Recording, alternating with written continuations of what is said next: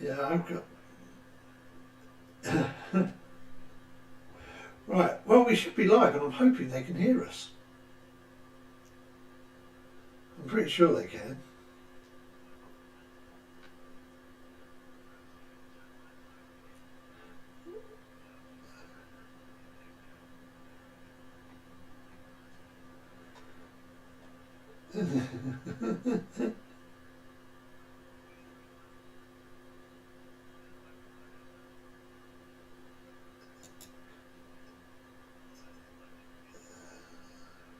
Okay.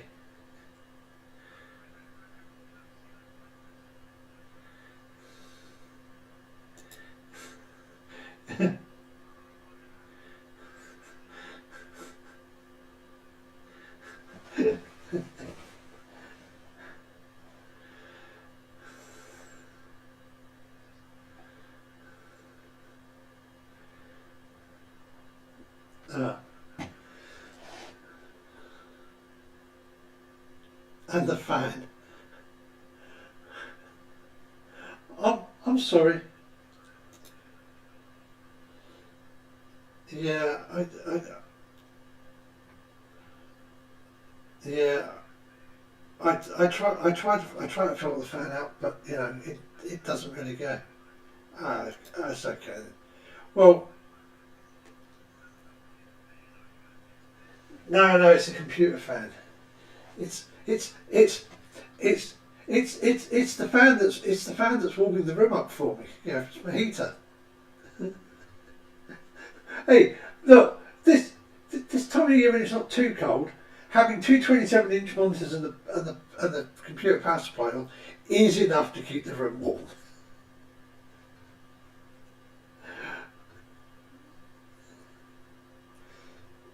Yeah.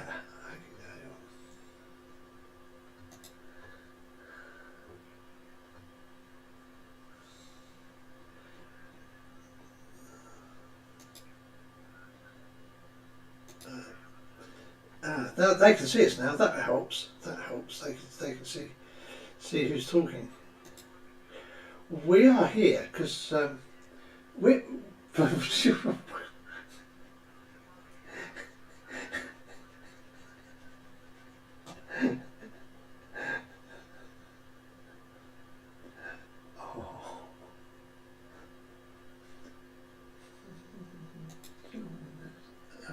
on. Where's? Sorry, I'm getting a little because nobody likes to. It looks like nobody likes to share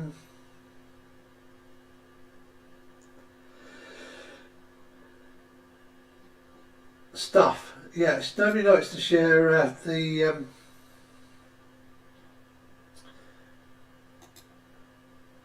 photos window. So, guess I'm going to have to do it.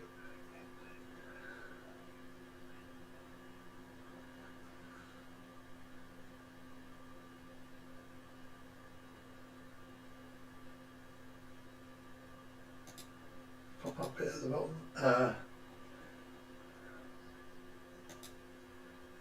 Oh!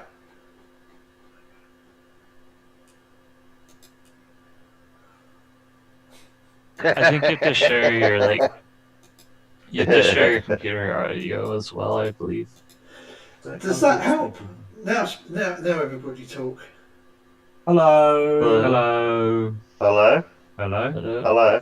Hello. Hello. Hello. How are you doing? Hello. Hello. Alan. Alan. Alan. Alan. Al. Ah, there we go. Are we all in now? We're all in now. Cool beans. Now we've got nothing to say now. We've well said it all. No, I know. Oh, the show's over there. All right. Okay, bye. They discovered the meaning to life, which is 42. No, it's 47 now. We've added 5. What is? Where did we get Meaning that of life. 5? Did we just... How did we get the 5? Just like flat earthers, I'll just make it up as I go along.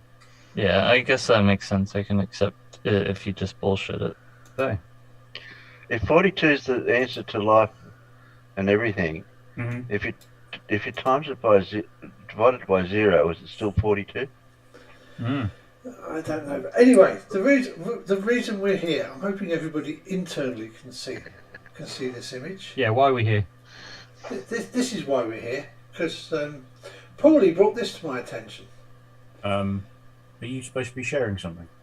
I thought I was sharing your. I think it will.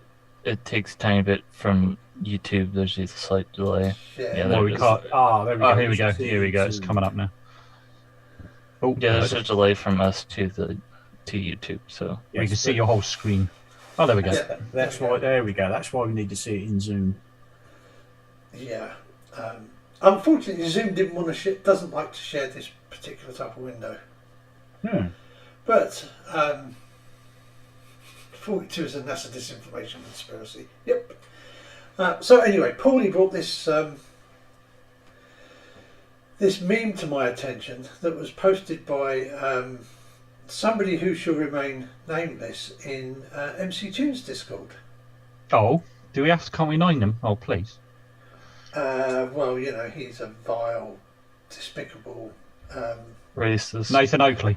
I was going to say that doesn't narrow it down very well, does it? He makes Nathan Oakley look pretty cool, actually. Nathan Yeah, Thompson. he makes Nathan Oakley and Nathan Thompson look like sweet, nice guys.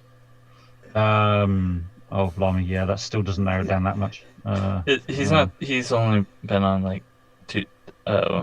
Well, I think there's only like 2 videos he's been in that I know of that are on YouTube. So I don't think he's not popular. That's for sure. No, he's not. He's not a popular one. I think he did one with MC Tune, didn't he? Before he got in the. Oh, yeah, but but he's the not video, well known then. yeah, he got his video got taken. The video he was in got taken down because it was full of his racism. Sounds a bit like Eric DeBay, but Eric DeBay's pretty big, so, sadly. Yeah, but anyway, so thought we might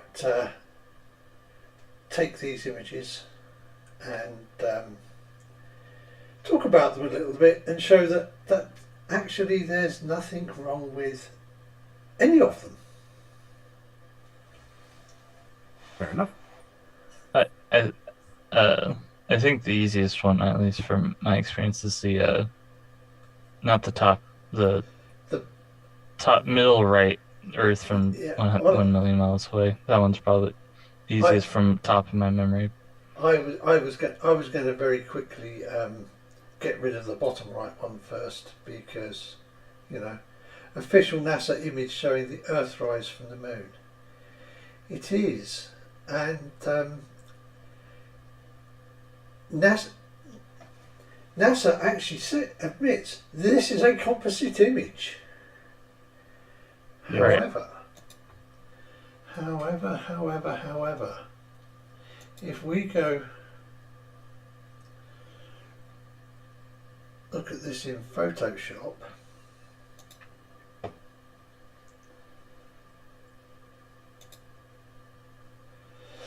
this is the original image from NASA. The original TIFF file.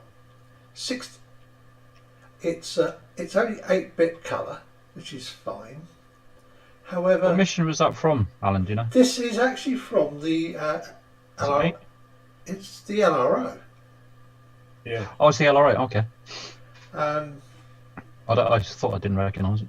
yeah, and it's basically a stitched composite. So just like all, you know, just like a myriad of stitched composites that I've put together, this one is a stitched composite from 2 different cameras though, because the surface of the moon image is actually in monochrome, and as is the detail of the Earth, but then there is a lower res colour camera that puts the colour over the top.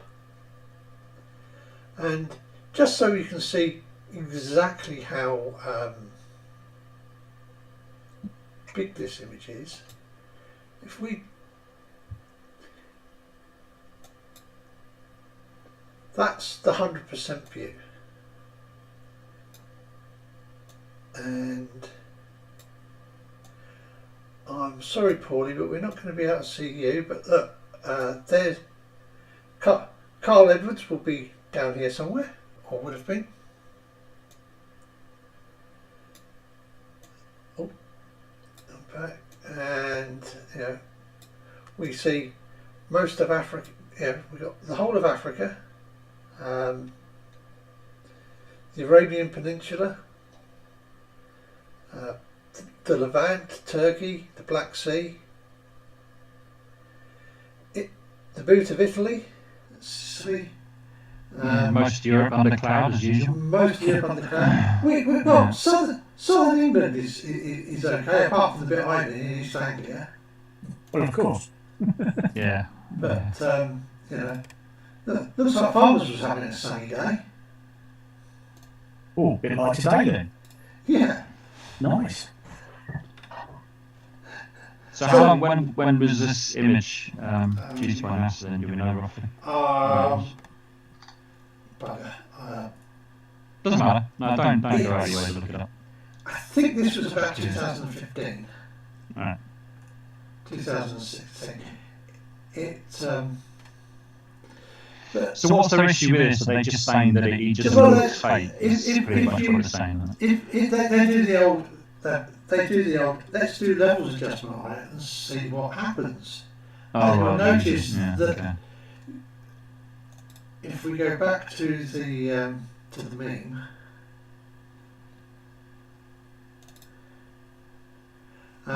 you'll notice that when they elevate the levels, there's a big grey, not quite square, at a funny angle around where the Earth is. Yeah. So, who are they getting an echo from out there?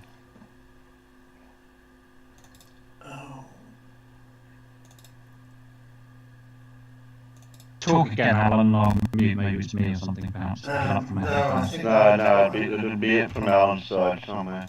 No. I think it's just the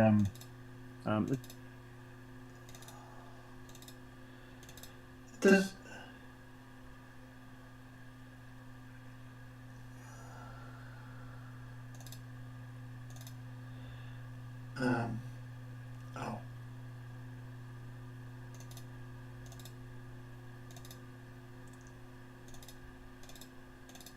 right.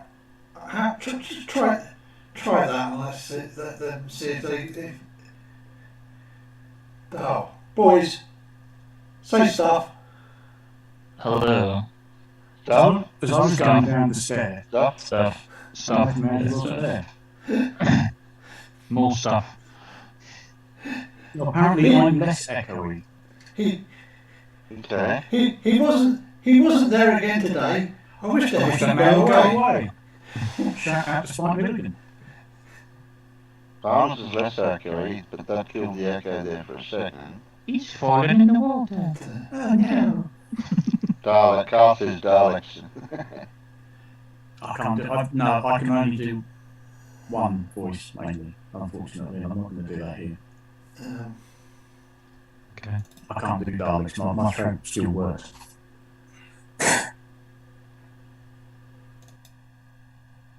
I could do it back in the days when I was a smoker. Anyway, so where were we? Well, as long as they can hear what we're saying. As long as they can hear what we're saying. That's the main thing. I'm hoping that they won't be getting any echo now. And I just need to. So where are we with Photoshop? So if we go to adjustments and start a levels adjustment layer.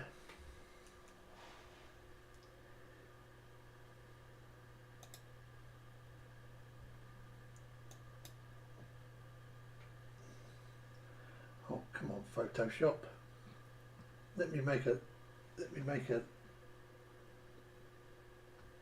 There we go. Wondering why it was taking so long. I looked at the bottom of the resolution. I was like, yep, that's gonna lag out any old computer.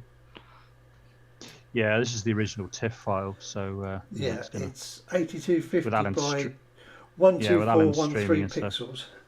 Yeah, And with I'm Alan streaming streaming it, on so- top of that, it's like you're going to slow things down a little bit. Yeah. So let's move the midpoint here and raise it. Oh dear. Does it seem to be forming a big grey square behind the Earth? If we bring the levels up.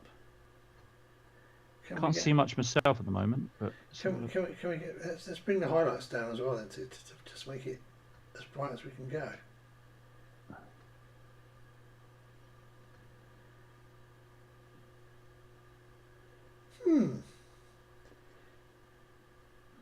Interesting, isn't it? Is it me, or does nobody else actually see a square forming around the Earth? All I see is white. All I see is white. It's just a grey background. There's no square. There's no borders. There's no edging. There's no nothing. Oh. I'm going to assume that the other photo they turned the levels on was a JPEG of some sorts. Yeah, exactly. Yeah, well, that's that, or they photoshopped it. I don't know. No, you were right the first time. I'm pretty sure. You've seen this many times before. The only thing I don't understand is how it made that rectangle tilted like that. Yeah. Well, yeah, I don't know what that could have been caused by, but let's just open the memes image in Photoshop, shall we? Oh yes, that's a good idea. Because these people don't generally go to the best original source material to make these claims. They generally go to, some old tat that somebody else has been passing around. Well, they just Google and they come up with the first image they find. That's what they generally do, and usually the original TIFF files are not usually at the top of the search. So the first image that suits their yeah, well, that's true as well. Yeah, absolutely.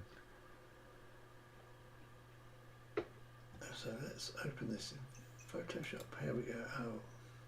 I want to take a PNG of what you'd get of a Google search and put that into GIMP and adjust levels on that. There we are. So now we have this open. So maybe we could add the same adjustment layer to the Photoshop image, to the meme, and see what happens. And you'll notice also that they've got a different crop of the image with the elevated exposure thing. Yeah. Because we bring that up and we bring that across. Well, the box doesn't even show up in their version of it. Yeah. Or at least the unedited version, if you know what I mean. Yeah. Well, it's funny, isn't it? You can now see the JPEG artifacts around the Earth, around the bright bits, as you would expect. But I still see no big square. Yeah, I'm wondering where they got that big square. I have a feeling that someone faked that. Yeah, somebody made it. Of course, somebody made it. Yeah. Because if they had the original source, they wouldn't have done that.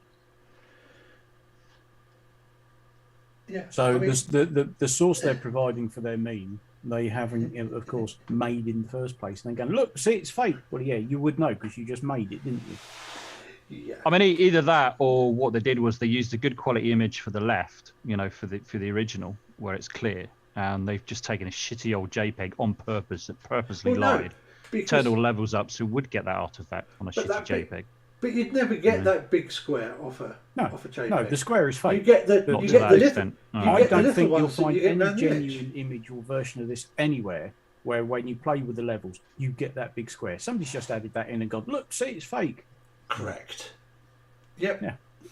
So, Alan, for the benefit of the average layman that might be out in the chat listening, can you explain what we've actually shown here in layman's terms? in layman's terms, we've shown that whoever created this meme is a lying SOB. Yeah, apart from that and that, but what, you know? Well, because obviously when we look at the original highest quality image that you can get from NASA of this composite image that NASA admits is a composite image because it was, they had to stitch lots of frames together to get the field of view. One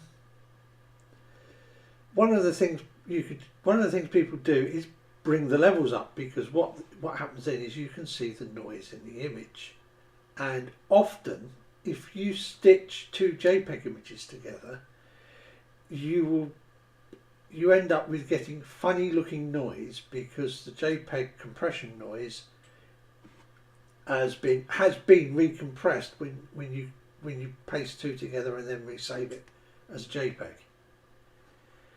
But as you can see, this image has never been a JPEG, the one we're currently looking at. Yeah. So there is no JPEG compression to see. So when you bring the levels up, you just get the highlights just go to white, and the stuff that's black, because of the way I brought the levels up, just goes grey.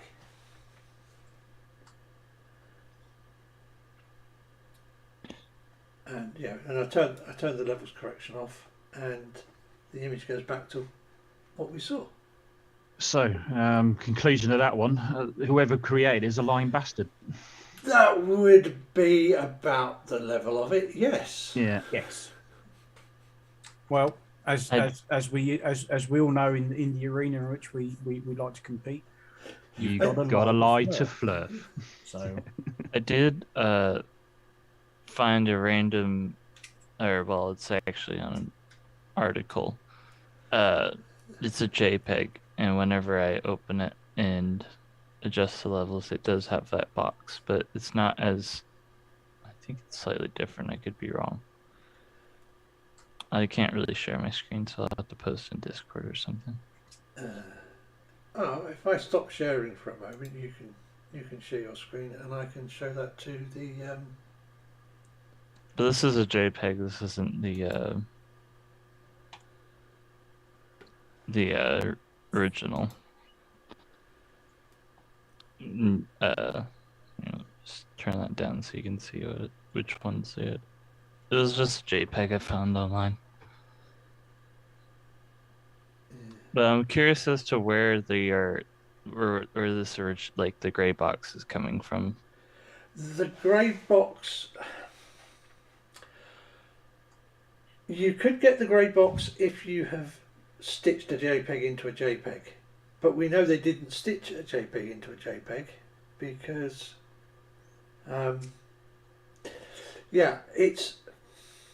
it is weird, because say the JPEG shouldn't create that square bit, but you do end up with it in some. Well, didn't we? The last time we did a stream similar to this, we looked at the Apollo 17 image with the American flag and with the Earth in the background, and I remember rightly, when you fiddle around with the even with the original, if you turned it into a JPEG and you turned the levels up, you did get that square box.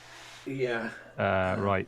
Isn't that right? I mean, am I getting that right? Yeah. So you could get this artifact with a JPEG, a poor quality a JPEG image, right enough. But in this case, it doesn't look like that's the case. No. Would I be right and in also saying that, the edges look very jaggedy. I don't know if.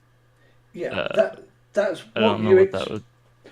The jaggedy bit is actually the JPEG compression you would expect to see around an edge. Yeah.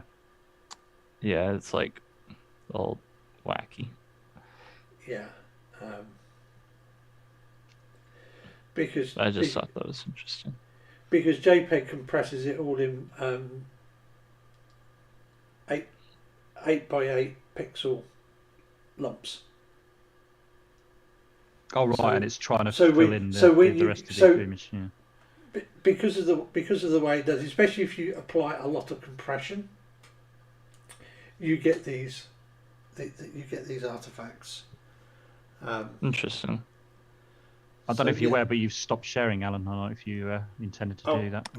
I stopped sharing because. Sorry, yeah, it was yourself, wasn't it? Sorry. I had to stop sharing so that Paulie could share his screen. But yeah, I think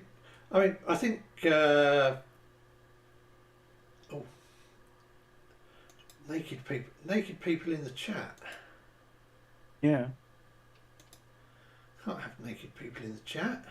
Microraptor definitely needs some clothes. Yeah, Microraptor, she's now got some clothes. That's good. Oh, leave her naked. Oh, sorry, that came out really wrong. I'm sorry. Oh dear. I honestly didn't mean to say that. Really, I didn't. Sure. You were, Mrs. Oh dear. So what else have we got on this? What else we got on this? Well, we've got yeah, that meme. Some angular size issues. Yeah. Probably, or well, not issues. The angular size misunderstandings by whoever made the meme. Yeah, misunderstandings, exactly. They don't understand field of view, or different. That one's not with a normal wide lens. Focal length is important, isn't it? Would it be a factor? Yeah, that'd be right. Yeah, the focal length and the sensor size, or film size. Yeah. So I think we've busted that first part of the image, haven't we? Yes. Yeah, that meme down in the bottom right. Where... That in the bottom right that the peanuts can see that we can't. Because right, okay. Because I'm not going looking for that window again. But yeah. But yes, I mean, okay. Them saying, "Oh, look, this is how it was all fake." Well, NASA said yes, it's a composite image. Yep. Yeah, they're not claiming that it's just one photo. I mean, obviously, because half of it's in black and white and the Earth's in colour. I mean, as far as they're concerned, the composite image is not real. Where it, yes, that's where the confusion lays. I think to a very small extent, I could kind of understand it, but it still suits the narrative, doesn't it? Yeah, but a composite image is still a perfectly legitimate image. Oh, of course. It's just a series of images, I know it, yeah. But as soon as they go, oh, well, it's not a real photo, or it's CGI, well, yeah, show them the original blue marble photo then. Yeah. That's not CGI, that's not composite, that's a photograph. It's the same with this photograph that I've just selected up in Bridge here of the church. Oh yeah. Your panoramic. It's a panorama. It's a stitched panorama. It's 100. It's 150 different photographs all stitched together. 150. Wow. 150 photographs all stitched together. Multiple rows. And there you can see that, you can see it before it was cropped out and had any adjustments. That's exactly as the data comes off the sensor. What's the green from? The green is from the fact that it isn't even white balanced yet. It's had no processing done to it at all.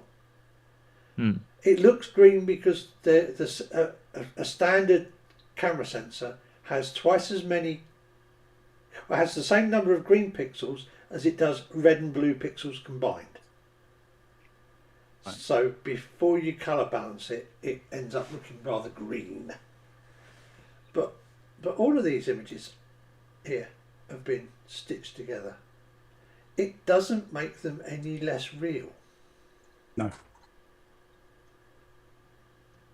And I can go out and farmers might recognise that from yesterday. Yeah. Well, I've got I took a very similar panoramic shot when I was down at Welney. Yeah. When I'd sort of walked along the riverbank for what seemed like miles, but it was only about a mile and a half. And I took several sort of 360 views, and of course they're just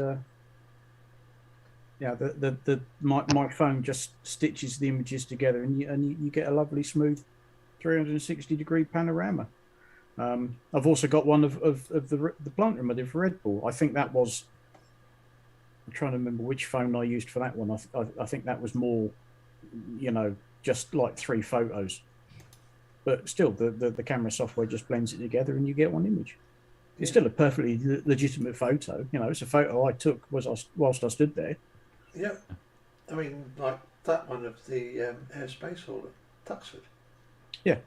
Makes me wonder, with some of these flat earthers that I'm sure they've gone on holiday and they've taken these panoramic shots of some nice lake somewhere or all the rest of it, and they'll perfectly accept that as a real image, but they won't accept a composite image from a satellite. Well, no, of course not, because it's showing something that they insist isn't true. So it must be fake. It just feeds into the narrative. Yeah. I mean, every single image in this folder of photographs is a stitched panorama, and most of the flat earthers will agree that it is an actual image, because I can take you and that one's a full 360 view, so I'd have to spin you round, but I could take you to these places and show it to you.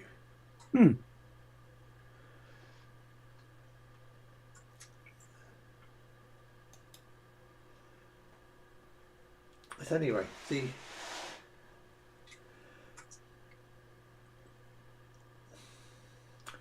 the second image, the one that Paulie wanted to start with, actually, the one in the centre right, Earth from 1,000,000 miles away. Oh yes, with the moon. With the moon transiting. Now, that image is actually from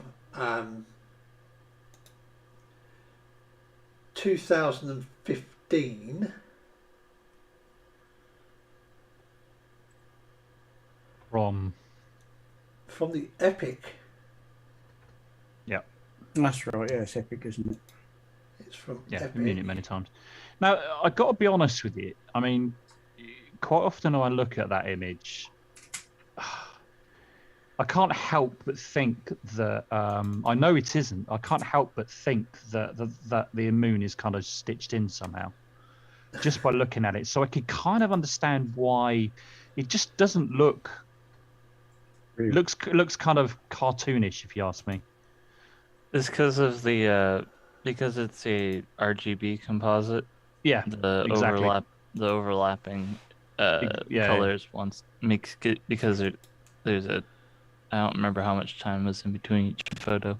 Yeah, but I'm sure if we looked at the original grayscale, a single image, it wouldn't look as blurry, because it would be a one-time image. I wonder if you aligned the photos with the moon, then the Earth would have the instead of using the Earth as a reference point to line the RGB photos, I wonder if you used the moon, if the Earth would be out of not focus, but not a lot, the RGB channels being slightly off, creating that effect. Oh, unfortunately, for some reason, the outsiders aren't seeing it. But let me.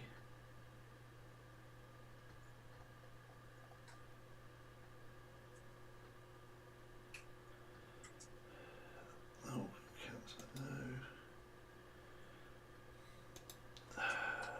no. I'm trying to show them the video, but for some reason the window is not.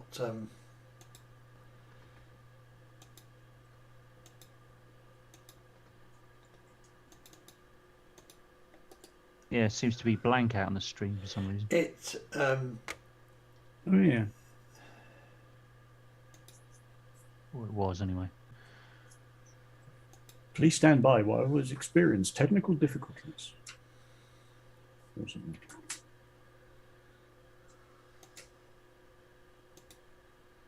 Ha, there we go.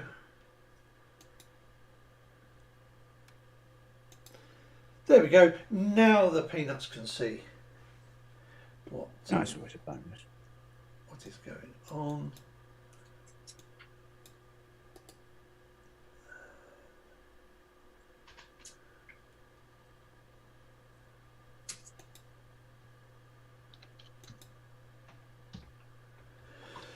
There we go. That's what we were looking for. We have a pie parrot. Well, hello there. Hi, Pie Yeah, Parrot. It's Pip. It's Pip. Is it Pip o'clock? Blimey. Yeah. Is it? What? Is it time to crack open the bottle? Where's the... I'm joking. Well, 20 to 2 in the afternoon. I don't see why not. Yeah. I might have a cup of tea first, though. Sun's not over the yard arm yet. Yeah. Unfortunately. Oh, actually, I've just realised I've got the wrong bit of video playing here. But okay. The image that they used is from a transit that occurred in 2015, just after they launched Epic. Unfortunately, because they've been reprocessing all of the images, all of the files, this video, the video for that transit is still available, but they don't have some of the really important information. The information like how far away it was from Earth, and etc. Yeah. So there was a second transit that we're watching now that occurred in February of last year, and this image has all of the data to tell you exactly how far away it was from the Earth, how far away the Moon was, so we can work out whether the Moon and the Earth are apparently the correct size for the sensor and the telescope. And yes, because the Moon is moving during the exposure, you do get, because they have to expose it as separate colours, as separate exposures, you get that slight colour furriness, as I call it, around the edges. Yeah, the lateral chromatic aberration on the moving object. Don't you swear at me again. Lateral chromatic aberration on the moving object. Okay. That's what she said. Yeah. So, for the 2021 transit, the distance to the Earth from Epic was 1440953 kilometres. Yeah, 1.44 times 10 to the 9 metres. What's that in raw money? What? Well, I don't know. I can't. I did everything in proper SI units, so that when I did the calculations, the calculations came out correct. Right. Okay. I also used Stellarium.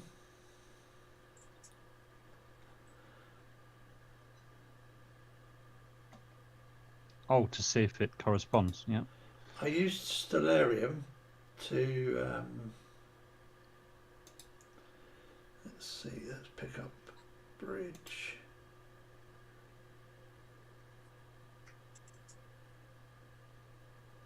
Oh, hang on. No, did I? I'm trying to think.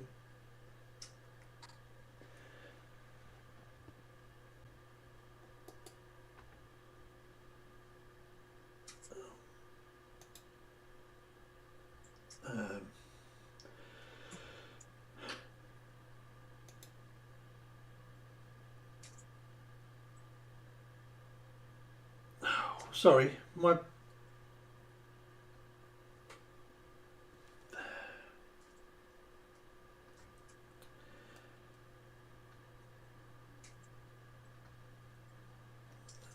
go. It opened it.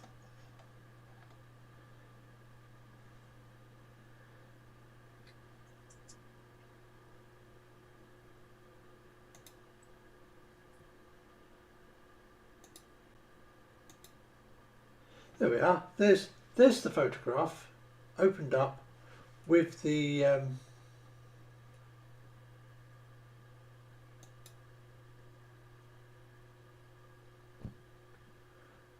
shall have to share. I shall have to share my screen to Zoom, won't I?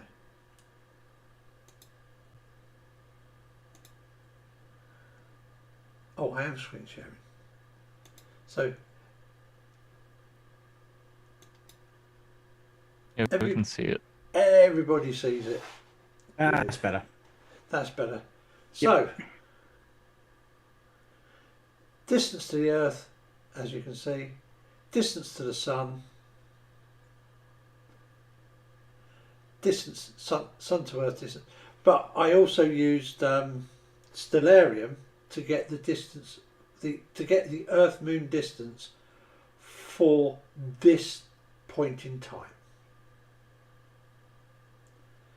Because if you go to stellarium and set your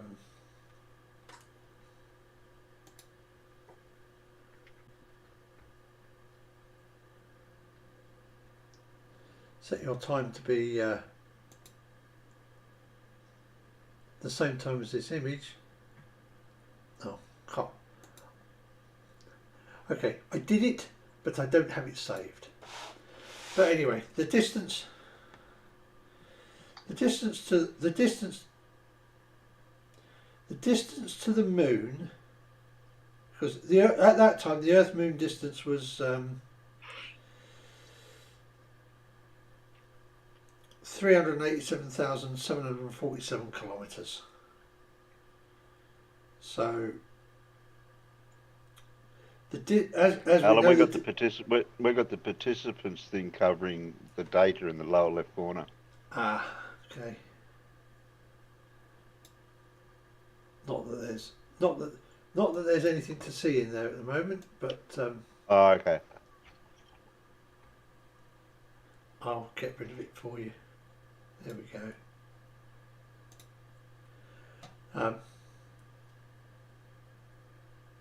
Yes. So knowing the Moon Earth distance, we can subtract that. So the distance to the Moon, so the distance to the Earth is 1.44 times 10 to the 9, and the distance to the Moon is 1.043 times 10 to the 9.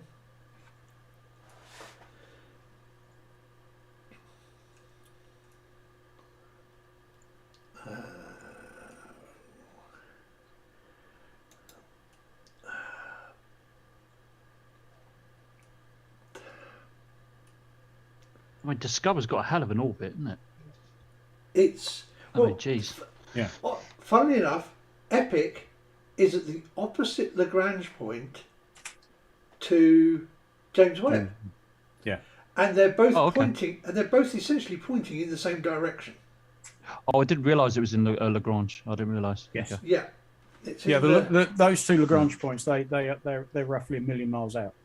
Yeah. Yeah, just slightly. I worked at 895,366. Yeah. Something like that. Yeah, but obviously James Webb's at one, and yeah, this one's at the other. At the other side. Yeah. L1 then. Yeah, but that's why, you know, at the right time it can get a photograph of the Moon in front of the Earth, because it's far enough out to do it. Because obviously most of the satellite imagery we're used to seeing, you know, they're well within, you know, the Earth Moon system. Yeah. Yeah, geostationary and such like that's only a few thousand miles out. Not even close to halfway to the Moon, you know. So chances of them getting a photograph of the Moon at all, it's not going to happen.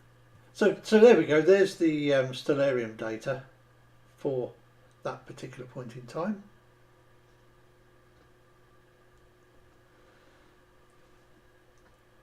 I used it to get the distance to the Moon at the time.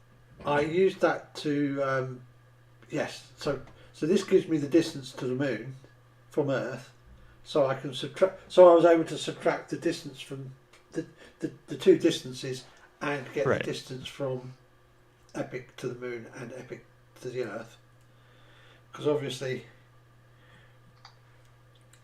we're going to have to do a little bit of maths now, aren't we? Eddie. Who's we? Keep me out of this one. I mean, you could just plug it into Angular size calculator and you can do that really quick. Yeah. It's not. There's one site that's pretty easy to use. What was the distance to the Earth at the time? Hang on. Distance to the Moon Earth at that time was 387,747 kilometers. Oh no, the distance from the satellite to the Earth. The distance from the satellite to the Earth is 1.44 times 10 to the 9 meters. 1.44 to the 9. So that would be like what? 9 zeros? Yeah, it's 9. It's 9 value. It's 9. It'll be an additional 6 zeros after the 3 digits of. Okay. Now, I've actually worked out. I've actually got the field of view up for Epic. Epic has a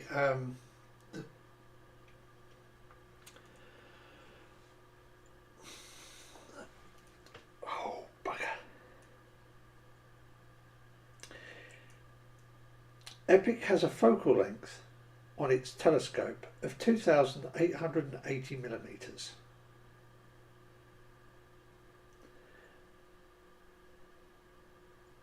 And a sensor that is 30.72 by 30.72 millimeters. And those together give an angle of view of 0.6. I've just realised I've got the wrong window up for outside, haven't I?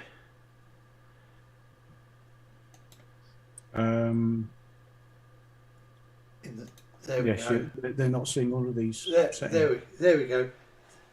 So what we're seeing now is the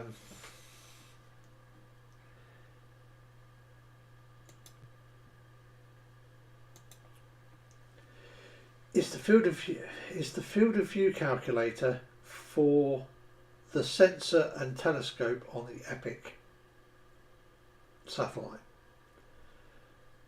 So that's a sensor of 30.72 millimeters squared and a telescope with a focal length of 2,880 millimeters, and it is an F ratio of 9.6, I believe.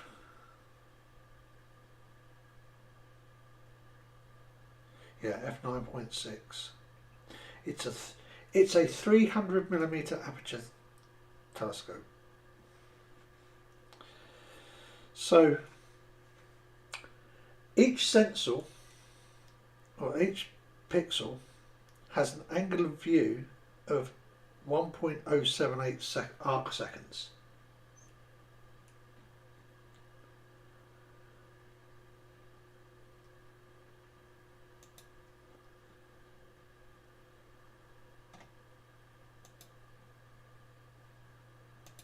Come back to Photoshop.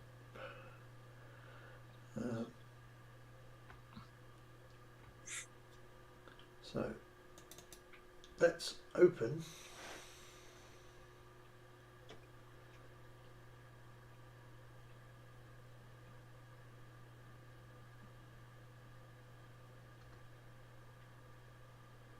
in Photoshop. Here we go.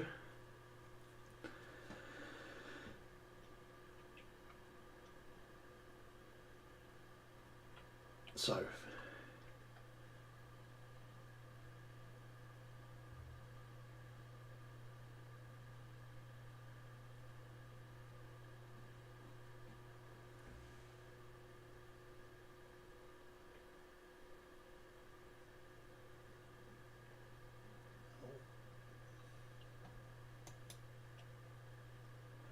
So if we fire up the ruler tool,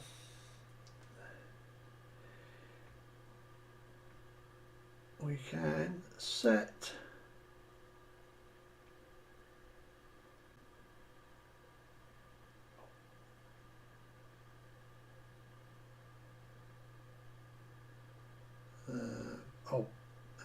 analysis. There we go.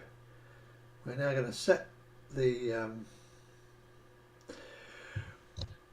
ruler so that we can measure angles on this image.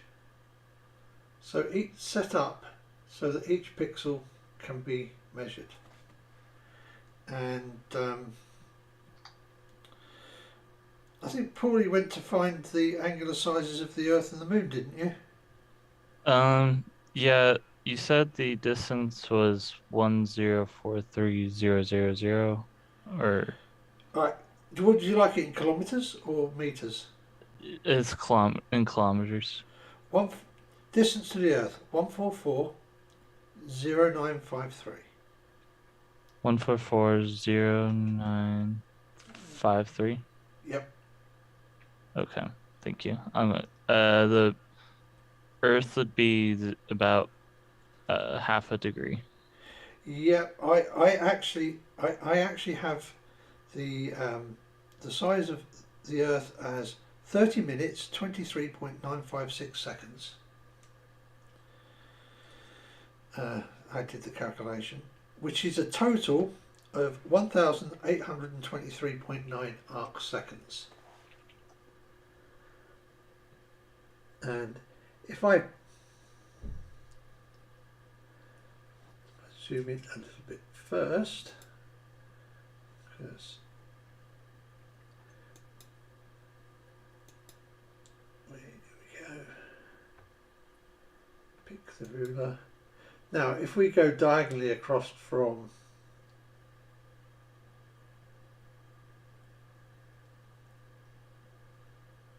that edge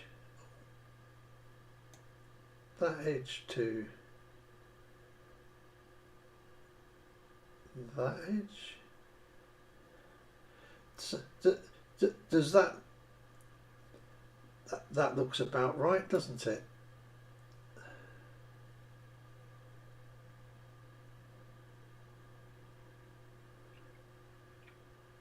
Yep. Yeah. Yeah, and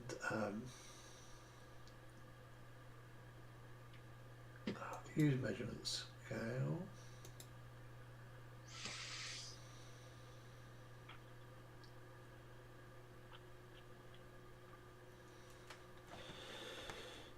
Sorry,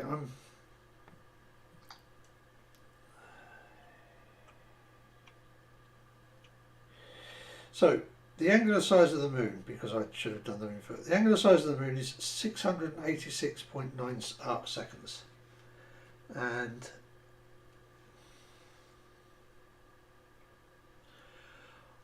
I've actually measured it at 615 on the ruler. That's the value up here in this top corner. I'm not sure if that's quite big enough for people to read, but yeah, it's a bit small. The length is, yeah. Unfortunately, Adobe are not very good at doing screen sizes. So that's 615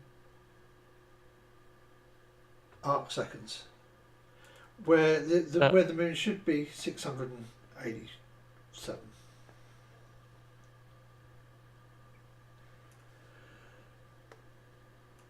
And again, let's go back to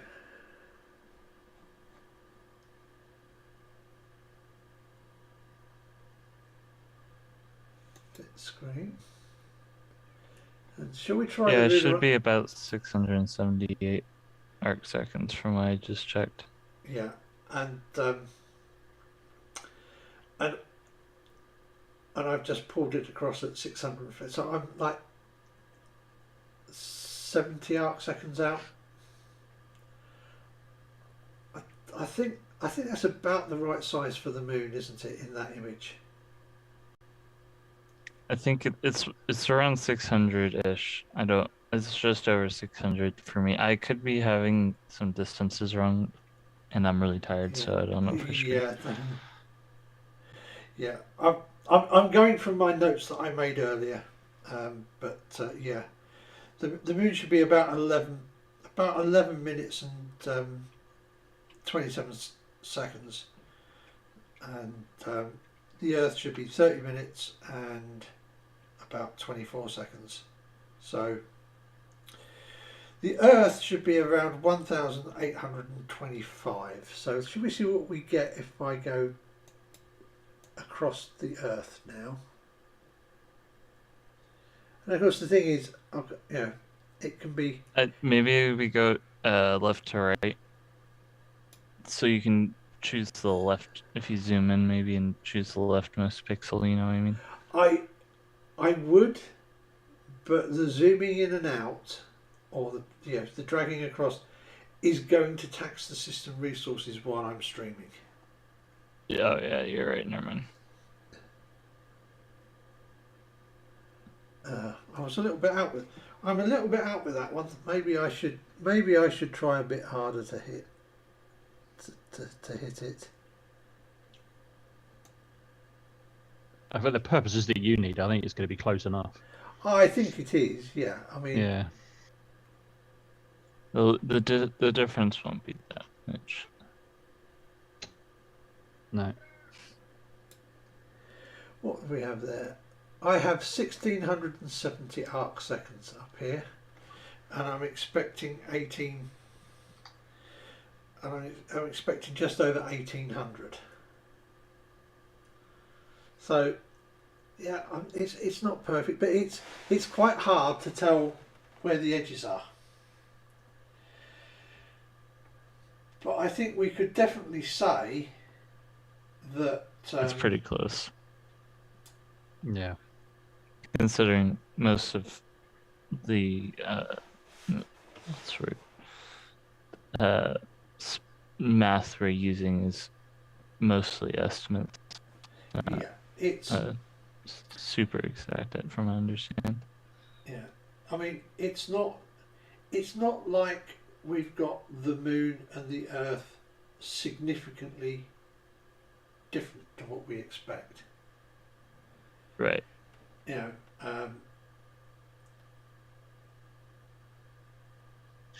And the Earth, actually I need to compare it again, but I think the Earth should be about 2.6 times the width of the moon, or I might have gotten that wrong, because what was it, like 600 arc seconds versus it's nearly 700 arc seconds versus just over 1,800 arc seconds.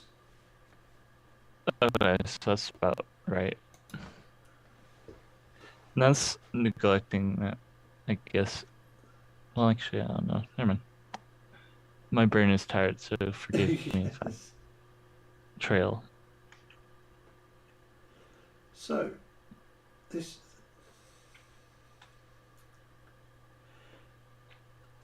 I think we have shown here that in this image, the Earth and the Moon are pretty much the size you would expect them to be, and obviously in the image used in the meme, the relative sizes of the Earth and the Moon are pretty near identical to those in this image. So,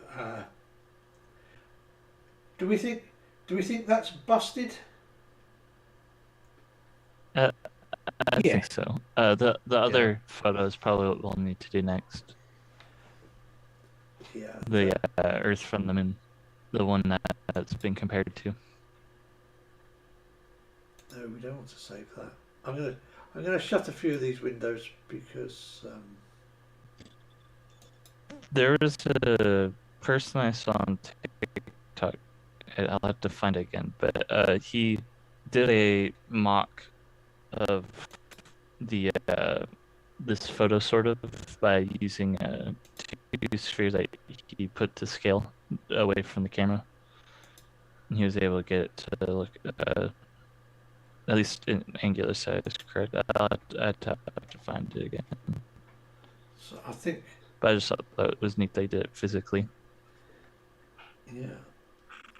Well, I hope you didn't break up too much for the peanuts. For the what? For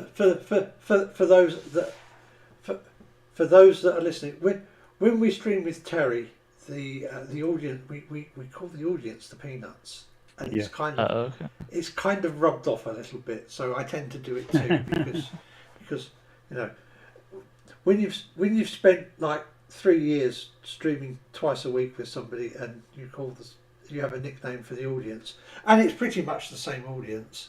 I was going to say there's a few recognisable peanuts out there. Oh yeah. Oh god, yeah. Yeah, there's lots and lots of very familiar names out there. Ivy Khan was asking what's an arc second, and it is actually the second spelling ARC. It's an arc second is a 60th of an arc minute, which is a 60th of 1 degree. So there's 3,600 arc seconds in 1 degree.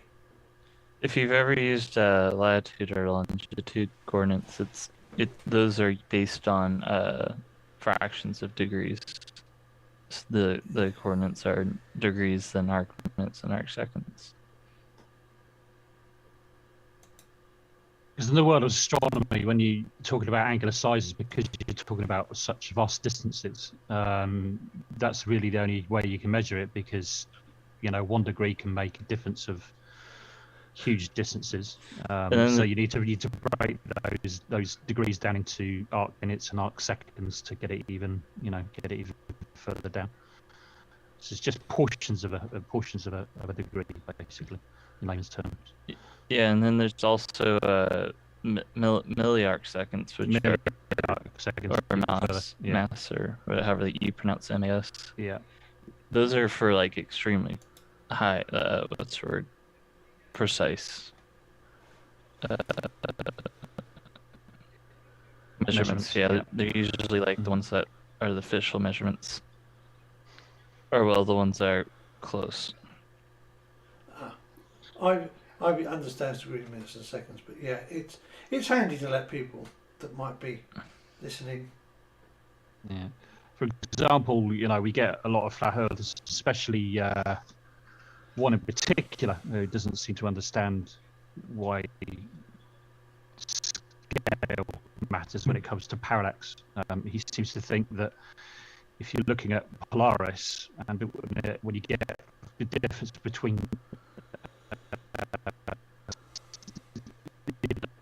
angular differences is like 45 degrees, but he doesn't seem to understand the differences are literally arc seconds or milliarc seconds.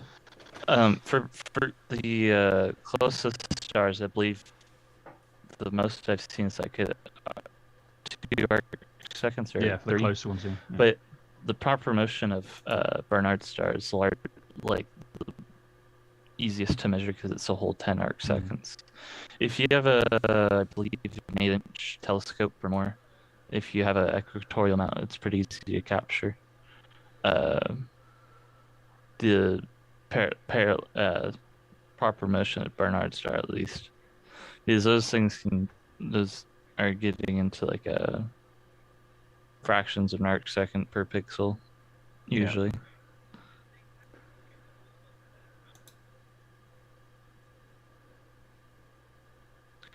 That's a project I want to work on in the future. I'm working on a homemade telescope, and I want to try to choose a few stars to try to measure proper motion parallax too.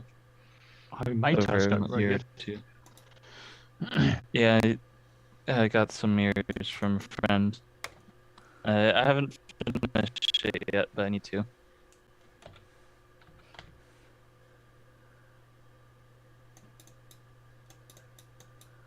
It's going to take some skill to calibrate.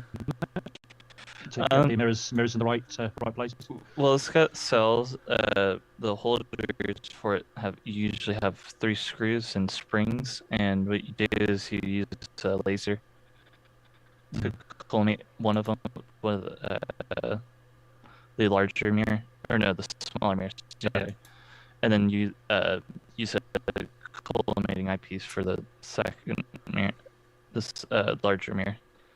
Oh, okay. If I can get the what's the word? I know the focal length, so I can usually get it within the right distance from each other. Yeah. But the actual alignment it'll take a tiny bit to get just right, but I should be able to do it. So what have we got next, Alan? What else was on the on the meme? The next one is more. I think the next one's going to be more up your street, actually, Matt, because the next one is. Let me get the. Let me put the image up for the peanuts, and let me flip this back up so that you guys can see it. This one is the.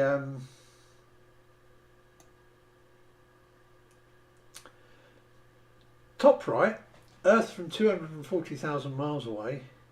Can't see anything at the moment, Alan. Oh, of course, I stopped sharing, didn't I, for a moment?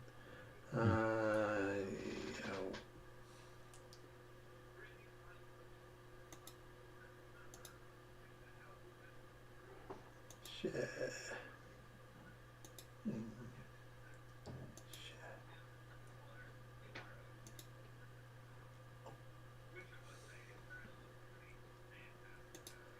It's a good job all the peanuts can see is the actual image.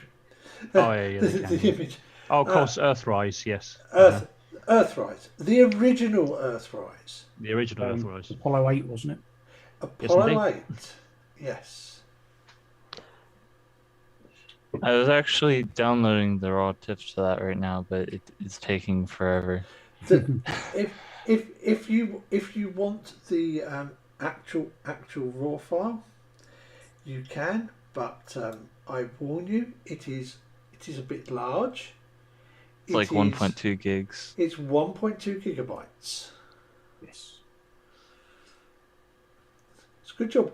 It's a good job I have it pre-downloaded. It's a good job I have it pre-downloaded, isn't it? Yeah. Yeah. You're right.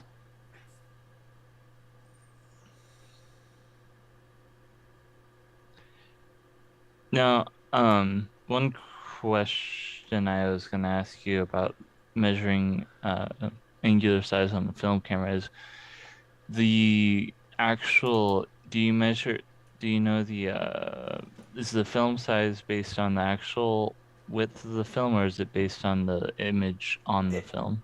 Because I have never used a film camera. Right. To get the angular sizes on the image, right. What you need to do is you need to know the size of the. It helps to know that 6x6 centimeter film. The image isn't 6x6 centimeters. It's 56 by 56 mil.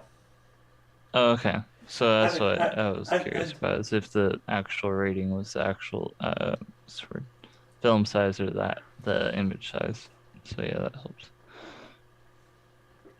And additionally, this was actually shot on 70mm film, which is normally used as a movie film stock.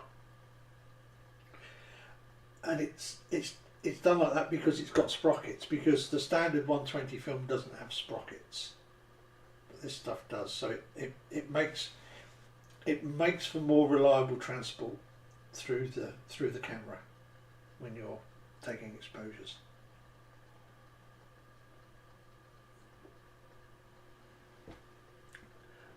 And I'm sorry we're just having to chat. We're just having to cover up the fact that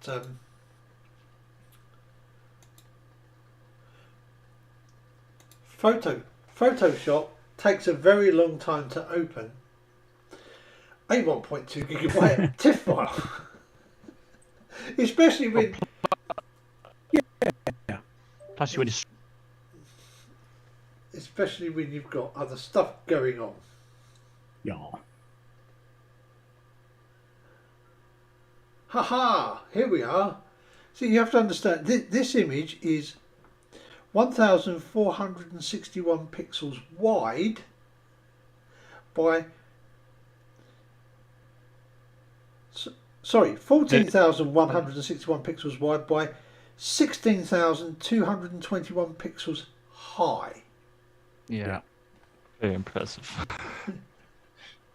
And this is literally, so you can, this is literally a scan of the entire width of the film.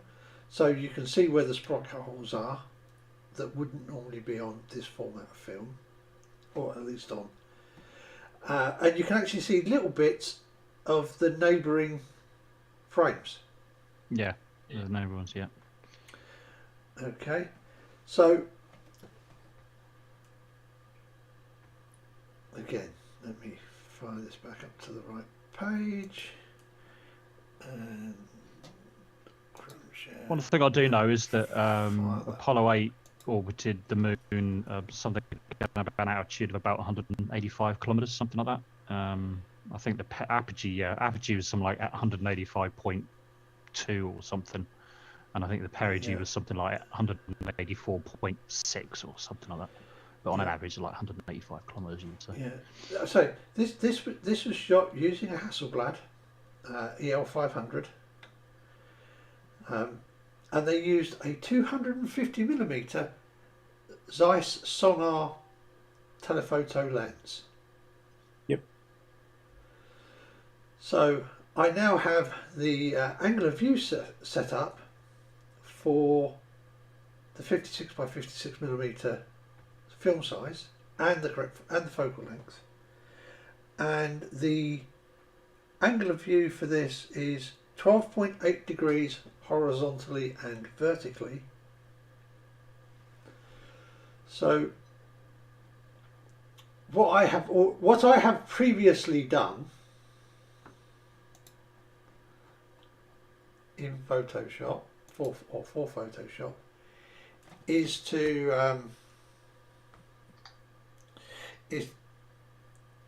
work out the angles. So yeah, the max.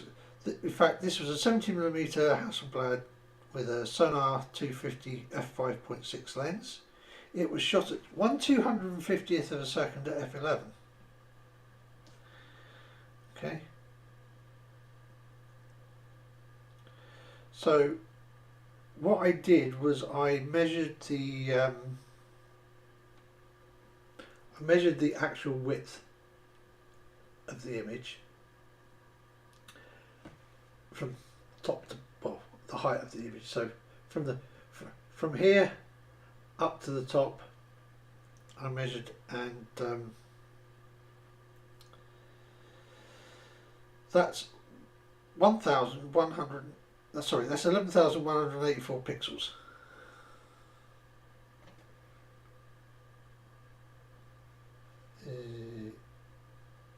Sorry, no, it's not. It's 11,169 pixels, which gives you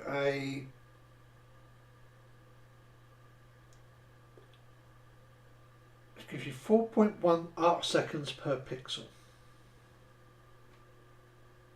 based on the 12.8 degree angular view of the camera. And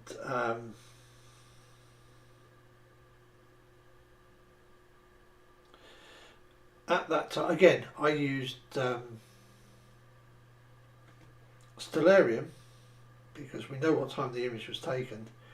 I used Stellarium to find the distance, to find the Earth-Moon distance, which was approximately 375,182 kilometres.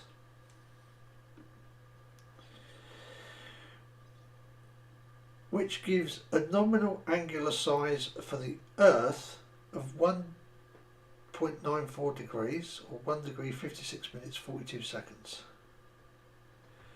or 6,942 arc seconds. So, shall we zoom? Zoom tool, yep, thank you. Shall we zoom in on the Earth?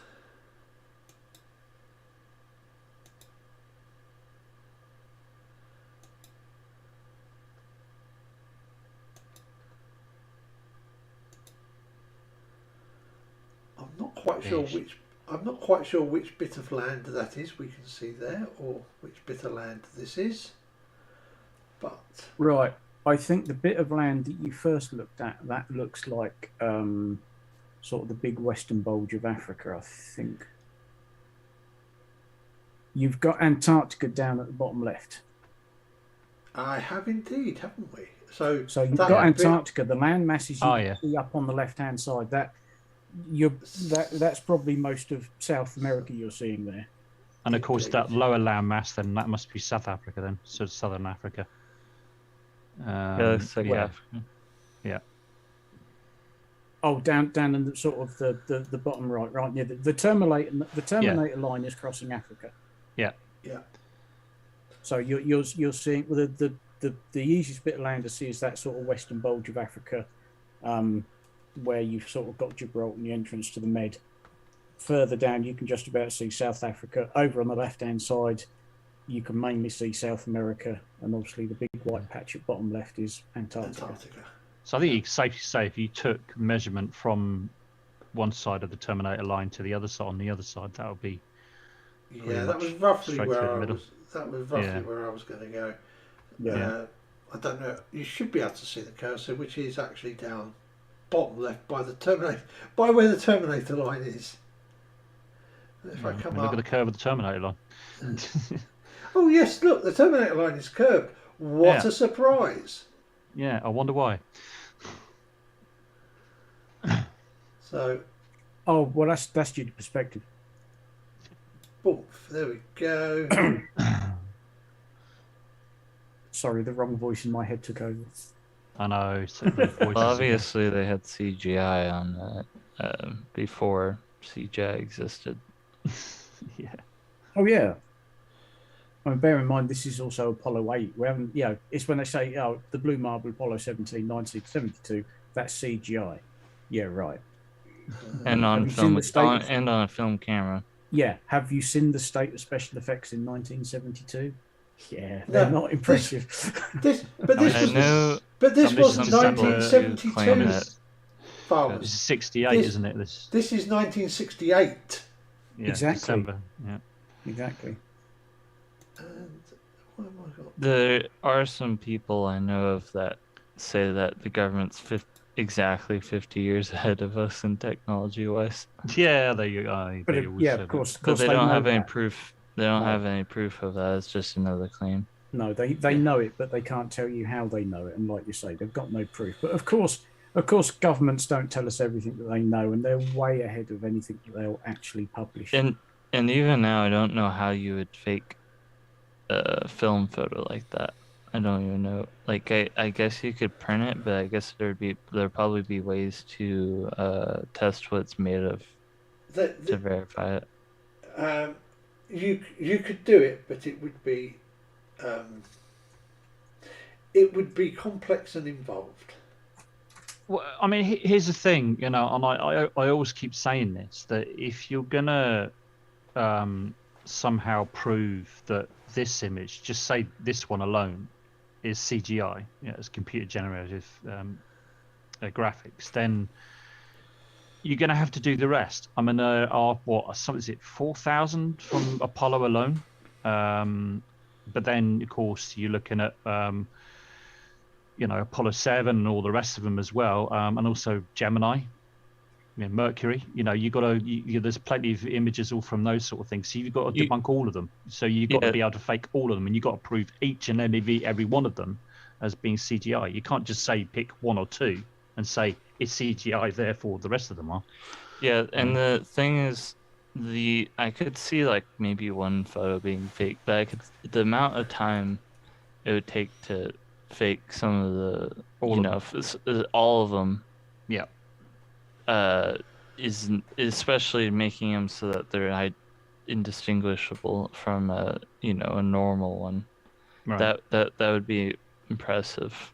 Like honestly, that would be even for a government, like a large entity, like beyond impressive. Yeah.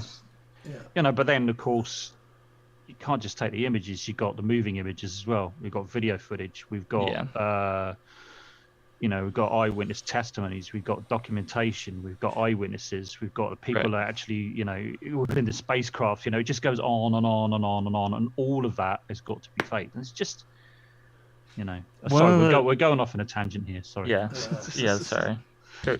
Go ahead. Okay, so I was wondering why I was getting a weird reading. It might have helped if I'd have remembered to click the use measurement scale toggle. Okay, so the size I've just measured across this photograph of the Earth in the Earthrise is 6915 arc seconds, and we were looking for a nominal 6942 arc seconds. Do we think that's close enough? Wait, say that one more time. Right, I've just measured the angular size of the Earth at 6,915 arc seconds, and nominally it should be 6,942 arc seconds. It's pretty close. And of course, it is a little harder, especially since getting a diameter on an Earth that's not full.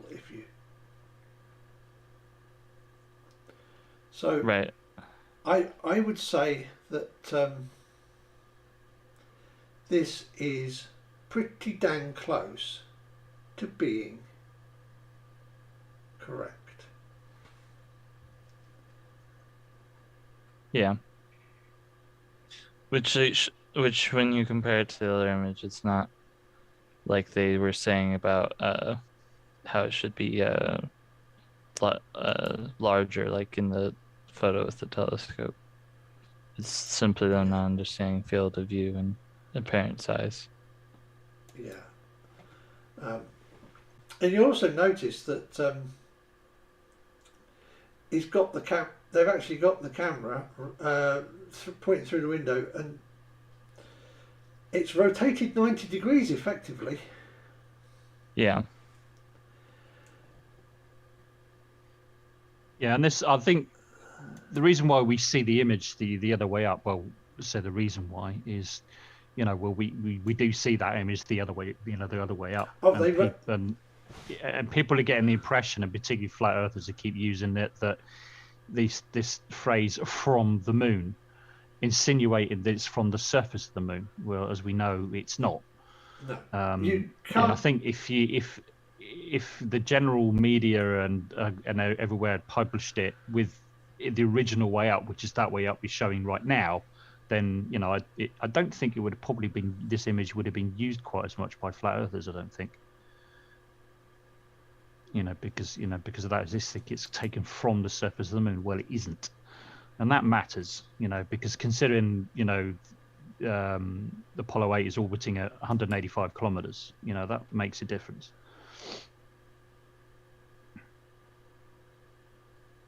Right? Am I right, or am I wrong about that?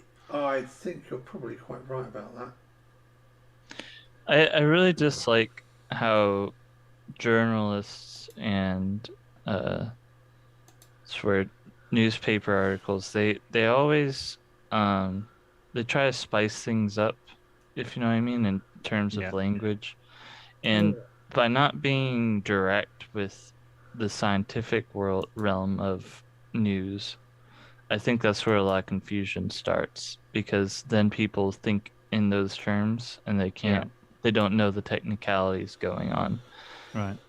Because like they're not going to tell you all the details that are needed. They're just going to summarize it and try and make it sound fancier than it is.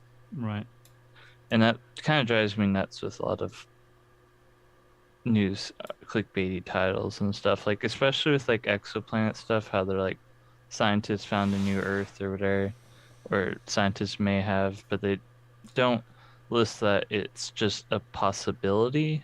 You know what I mean? Right, exactly. Yeah. And they always they say that like in the news, and it's like, no, they didn't find a new Earth. They found something that has the possibility of maybe being the right size. Has the potential to harbor life or whatever. I mean, at the end of the day, the media have got a job to sell stories and sell newspapers, right? So they're going to have to sensationalize, because, people are not going to really be interested in somebody saying, oh, we've found a planet that has the potential to possibly harbor life. I mean, somebody's going to read half of that title and move on. Right. You know what I mean? So they kind of have to do that. But I understand. Yeah, it's wrong. I get it. I hear what you're saying. But that's basically what they do at the end of the day. Yeah, and I think for people who say that anyone who believes Earth is a globe watch the news all the time, they for one are the ones who only use news articles for like, oh well, scientists are saying this, and then they'll link me to some clickbaity title. And I'm like, dude, you didn't even quote the scientists, you just quoted an article that's using a clickbait title. Anyway, and yeah, keep going, Alan. Sorry. Anyway, that was a little tangent. I was just wondering if you guys would like to have a little look at how this was actually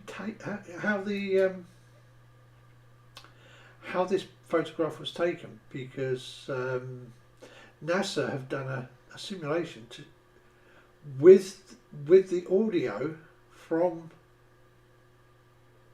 the command module. Yeah. Of them taking the photographs. So should we have a quick look? Yeah. Yes, please.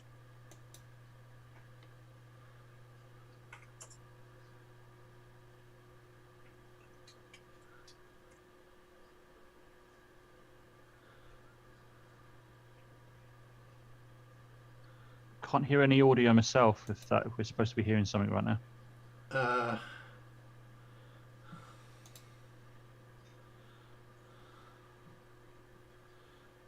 Observing the moon through his side window and taking pictures with a Hasselblad still camera fitted with a 250mm telephoto lens. Meanwhile, a second Hasselblad with an 80mm lens was mounted in Borman's front-facing window, the so-called rendezvous window, photographing the moon on an automatic timer, a new picture every 20 seconds.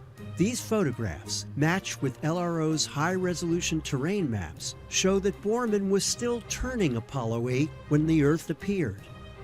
It was only because of the timing of this rotation that the Earthrise, which had happened on Apollo 8's 3 previous orbits but was unseen by the astronauts, now came into view in Bill Anders' side window. Here's what it looked like, as recreated from LRO data by Goddard's Scientific Visualization Studio. You'll hear the astronauts' voices as captured by Apollo 8's onboard tape recorder, beginning with Frank Borman announcing the start of the roll maneuver. And you'll see the rising Earth move from one window to another as Apollo 8 turns. All right, we're going to roll.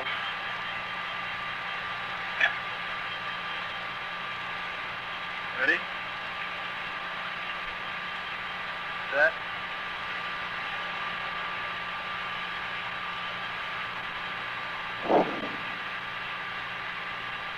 The impact crater with at just prior to the subsolar point on the south side, and the floor of it nearly even, except there is one dark hole, but I couldn't get a quick enough look at it to see if it might be anything volcanic.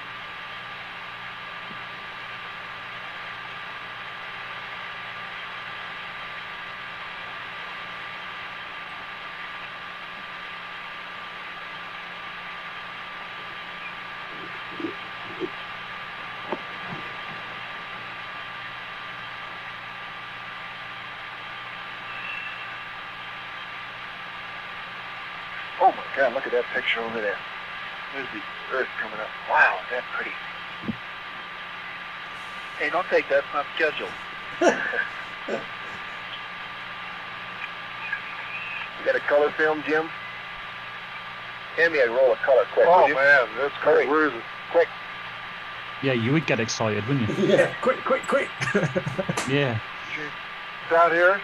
Just grab me a color. A color exterior. Hurry up. Hurry up. Hurry up.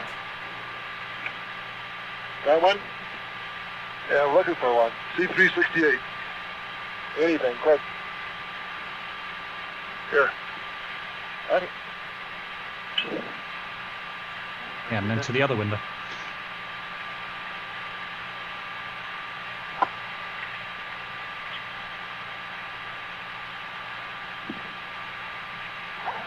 There you go.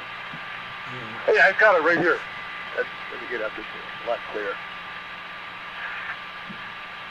Bill, I got it framed. It's very clear right here. Got it? Yep.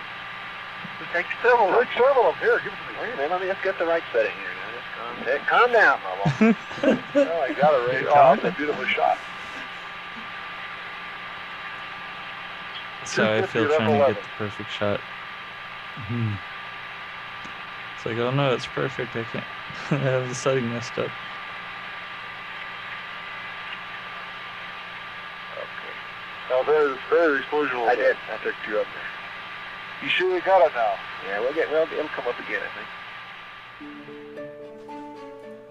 For the astronauts, seeing the Earthrise was an unexpected and electrifying experience. And one of the 3 photographs taken by Bill Anders became an iconic image of the 20th century. In 2018, the International Astronomical Union commemorated the event by naming a 25-mile diameter crater Anders Earthrise. A smaller crater was given the name 8 Homeward. Both craters are visible in the iconic Earthrise photograph. I'm Andrew Chaikin, author of A Man on the Moon. Very cool. That is very cool. But I do love the moment there where it's like, you got to cut a film, quick, hurry, go. Yeah. I mean, as it turned out, in the end, they got the perfect shot. You know, at the end of the day. I mean, this is why these some of these photos are so famous. You know, that's it. But you can understand their excitement when you look out the window and see that. It's God, like, for Christ's sake, quick, hand me a camera, colour film. Come on, stop mucking about. Yeah. It's bad enough now when you see something, you grab your phone and it's like, no, hang on a minute, open the app. No, it's got to be landscape, not portrait. Oh, hang on. Oh. Yeah. And of course, reason why they're taking photos of the moon's surface is because one of the objectives of Apollo 8 is to photograph future landing sites. That's right.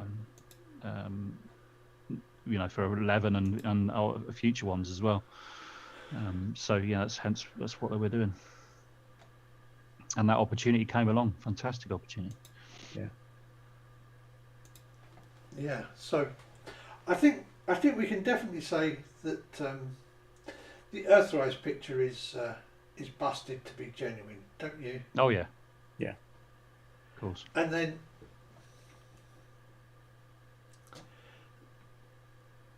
of course we have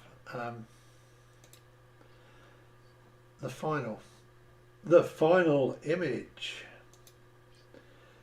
the big one at the side,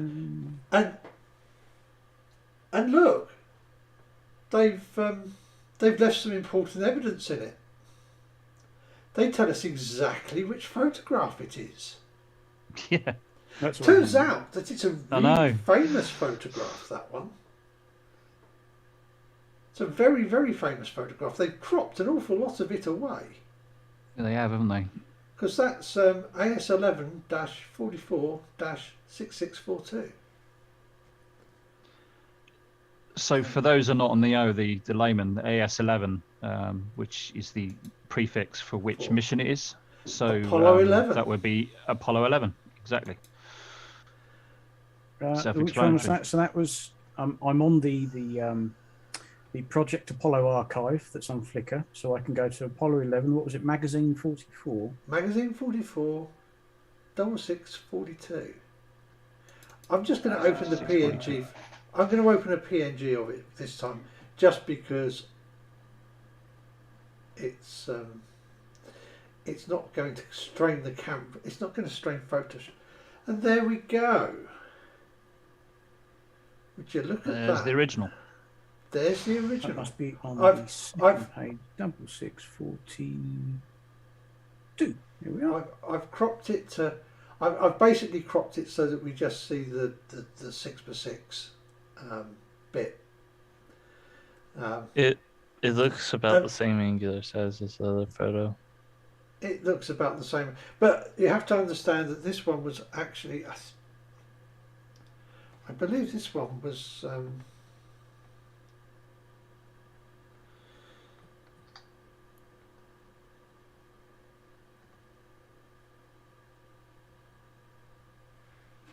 Yeah, this one was also shot on the Zeiss Sonner 250. Yeah, I'm just trying to see if there's any information. Not on this one. Of course, the salient point is in that photo, you can see everybody that's ever lived on the Earth except one. Yep, the guy taking it. Mr. Yeah, Collins, that's pretty cool. Yeah, Michael Collins is. You could, there's two guys obviously in the lunar module, and everybody else who has ever lived and is alive at the time is there in the distance, except Michael Collins. For the one taking the photo, exactly. Yeah. So again, for layman's people, this is the Apollo 11 lunar module returning back to the command module. And the reason why we know that is because it doesn't have the descent stage. In other words, the legs, the spidery legs you see on the original one, because that's been left behind on the moon. So this is the ascent stage coming back to the command module. And that's why we know that it's returning back. Thank you for that. Are the Peanuts meant to be seeing this? Oh, are they not seeing it? I thought they were. Peanuts can't see it. Thank you, Terry. Sorry. Glad somebody's keeping an eye on the YouTube. Sorry. I thought I clicked the button. You've got to click the button. You got to press play. You got to press play. TT reminded you. Was trying to. Yeah, it's really difficult. You're not to seeing. Because I'm watching the internal Zoom where you're sharing, and then I didn't have the Google Stream open at the time, and I went across to you can't see it out there. Now you can. So again, just explaining, this is the original of the one they had on the mean, highly cropped out, and of course, as they do, showing the whole photograph of the Apollo 11 lunar module returning. I'm also curious as to where they got their apparent size math from. I have no idea, and I doubt that it's at all accurate. Or I doubt they at least tried. It looks like someone just pasted a circle and said that's how big it should be. Yeah. And expect people not to check it. I am curious though. With the meme, it showed the the film number and what have you, and the right. Number and all the rest of it. But it doesn't show it on this image though. It would have been nice to actually see the original scan then, because obviously the way they've cropped it out. I'm just firing up the original. I'm actually firing up the original TIFF right this moment. Oh, are you? Oh, okay. Right. I wasn't sure. But of course, you won't see that. You won't see that text across the top of it, because that text was obviously on whatever image they used. Yeah, that's why I'm curious as to where they got that from. Yeah, it doesn't show it on there. Yeah. So I wonder where they got they cropped that particular image from, because obviously somebody else has put the number in from another site somewhere. Let's do a quick image search for just that and see what comes up. Yeah. I mean, you'll notice that one of these is this is actually quite an underexposed image. Yeah, it is, isn't it? Yeah. Because when I did that crop, I also did actually apply a levels adjustment to it. Right. I do like underexposed better than the overexposed ones. Yeah, With, I tend to agree. Especially with the film cameras, the pictures on the surface of the moon look very nice.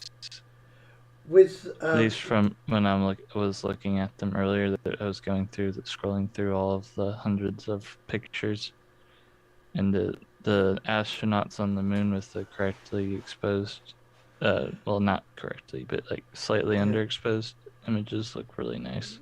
The thing is that this is Kodak Ektachrome. I think it's called SO36. It was a special formulation they did for NASA for use in space. But it's basically the standard Kodak Ektachrome, and I believe it's ASA 160. You said they specifically made the film for this, the film camera. This is again because this is Michael Collins in the command module. He's got a pretty standard Hasselblad EL500M, so that it's got the motor drive on it, and he's using the same 250mm f5.6 Sonnar lens that we saw in the Apollo 8 shot. So of course the Earth will be roughly the same angular size in the image, which is exactly what we see here, isn't it? Yeah. I don't think I need to zoom in and measure it for us to see that it is similar size. Although of course there's probably a slight difference depending on how high how high above the moon's surface they're orbiting. But I doubt it's going to be by much. I mean, the distance of the Earth from the surface, the height from the surface to the Earth in this photo is, that's going to be. But the angular size and guess who's already got the angular size measurement measured up, correctly done for.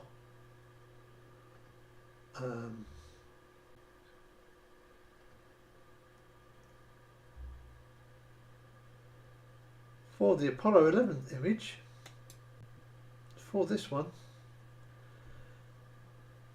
use measurement scale, correct? Okay, so we're going to go roughly from Terminator to Terminator? Yeah, looks about right. It's just straight up. And that is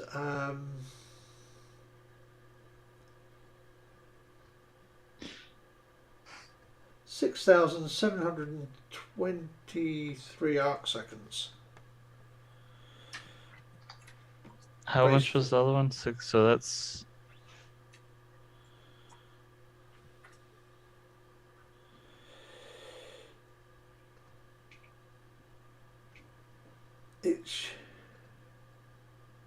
It should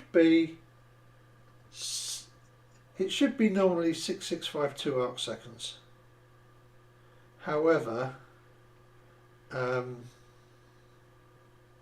measuring it at 6,723. So it is, I believe, as they say, close enough for government work. The size of the Earth is in the original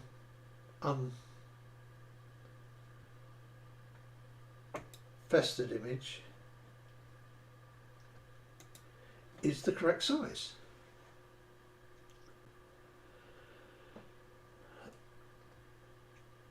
I have absolutely no idea where they get that circle for the apparent size of the Earth. Someone gave it to them. They just reposted it. Yeah. There's so many memes from that I see so commonly posted, and they don't even check them. They just repost them. Yeah, I mean, I did. Oh, go ahead. I was going to say I did check on the meme, and on the meme, the Earth is 290 pixels wide, whereas the circle is 1100. Let's pop that. I'll pop the meme up just so people can remember what the circle looked like.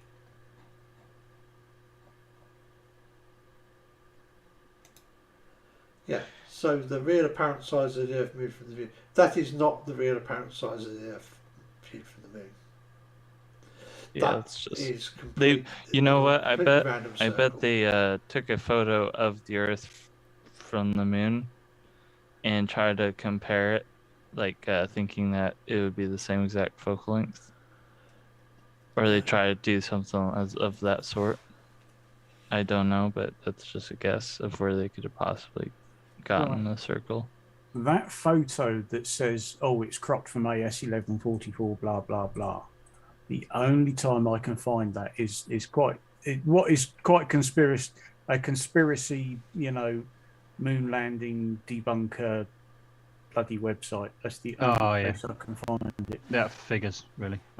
It's yeah. So what? White's Apollo studies, and it's only because I was scrolling down his page looking at it, and he's got another Apollo 11 photo.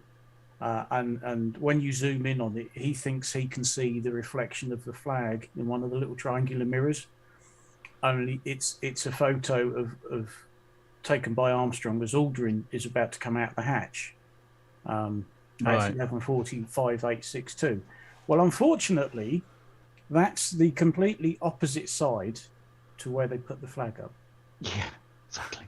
Because what you can also do is you can find the Moon Apollo traverse maps, which I have found for Apollo 11, and it shows you. It has a little map of the landing site, and it shows you where a lot of the more famous and popular photos were taken from. And when you look at, say, a photo, I think it was Aldrin setting up experiments and the lunar module's in the background, and you can see where the front of the lunar module's facing and where that window is. And over on the other side is where they put the flag up. So it can't possibly be a reflection of the flag in the window. But he just zoomed in on it. He says, "Oh, look, that's the flag. But hang on a minute, they haven't put the flag up yet. Oh, it's all fake." Oh, because that's how they work. I think we need to say goodnight to Terry because he's buggering off. And good night, Terry. Yes, well, I'm not surprised. Good night, Terry. Yeah, I stayed up late last night and I'm nodding off here. Yeah, if I make you host, Alan, I think you can switch over. So yeah, I can shut it off at the end. That's not a problem. I'll say goodnight to the peanuts. Otherwise, we'll be stuck in here forever. Get out. Yeah, you'll be stuck in here. No. You'll have to wait till tomorrow for me to let you out. Oh. That's all right. We could get quite cozy, I think. Okay, good night, guys. Good night, Terry. See you, Terry.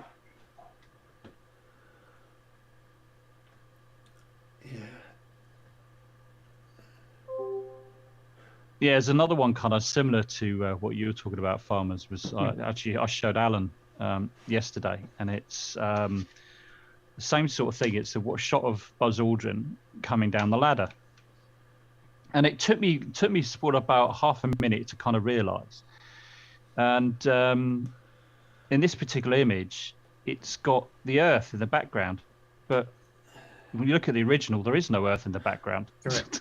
It's not there. It doesn't exist. And then somebody had already before realised, and I looked further down the chat. This is all found on Facebook. They'd already debunked it. And put it through Photoshop, and lo and behold, a very clear cut and paste of the Earth. It's great. A very clear cut and paste, was very evident. And it wasn't just a JPEG anomaly. It was, pretty obvious. It's a lot of these things they really don't take very long to look into, and you can see. I mean, because I just had to look at this one, and he's titled it "The Flag That Flew Too Soon." And I thought, okay, I'll open up that photo and zoom in, and you can see something reflective. It doesn't really look like a flag, and I thought there must be a map somewhere or a drawing showing here's the lunar module, here's where they put the ALSEP, this is where they da-da-da, and sure enough there is, and they point out some of the more famous photos, giving it the full number, the catalogue number, so you can go back and check. And sure enough, where he says, "Oh, look, here's a reflection of the flag," no, physically impossible. Yeah.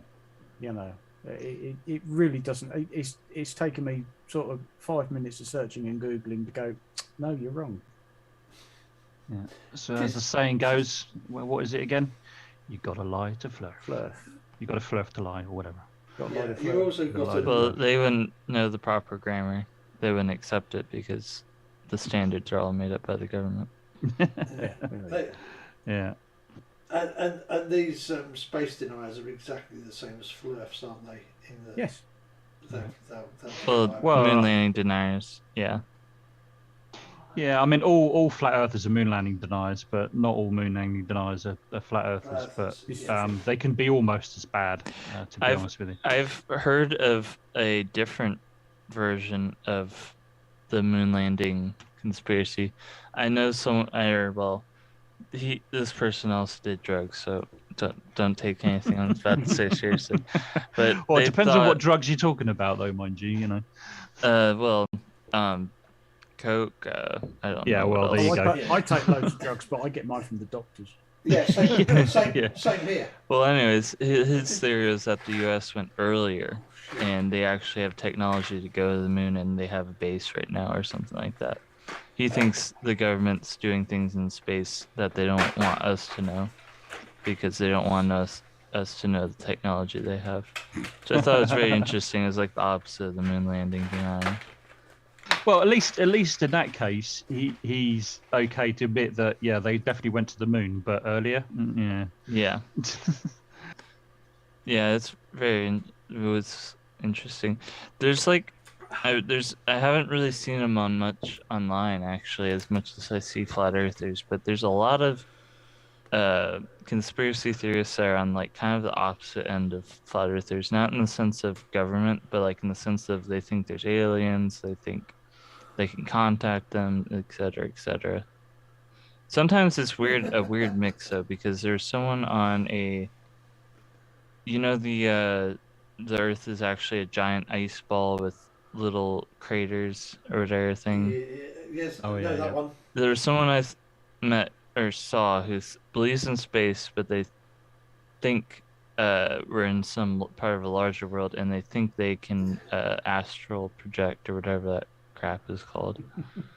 And that's how they know it, is because they've explored the universes more than I could ever observe or something like that. I think that they even admitted to having done psychedelics to astral project or whatever. Yeah, too many LSD. I think too much LSD. Oh, there's a funny clip. I'll have to send it in the Discord. Have you guys ever heard of All Gas No Brakes? They went to a flat Earth convention. He just goes to the craziest conventions and interviews people, and he goes along with whatever they're saying. So in this beginning of this alien one, he's talking to this dude who's obviously high, and the dude says he looked in the mirror and saw his face morph into Jesus, and it was a sign that we're all God. He's everything or something like that. And then he asked him if he was on acid when he saw Jesus. And he goes, no. And he's like, really? And he goes, actually, yes. And then we're going to ask the second time he saw Jesus. Yes. Third time? Yes. Fourth time? No. I think it was the fourth or fifth time where he said he was sober when he saw him. Just saw his friend. But that's on the opposite end, at least from what I can tell. But there's a weird mix too. Like I said, I don't know. It's just very interesting, the range of conspiracy theories. Yes, it does get a lot weird, doesn't it? Yes, it does. And then also we got what's the word? Contradicting each other. Sorry, I can't talk today. So one thing I thought was interesting was just talking to a flat earther earlier today, and so instead of starting with you know, how do you explain two apparent rotation points of the stars, he just outright denies there's two. And I've seen that with a few select of them, and they're always in the northern hemisphere. They're never in the southern for some reason.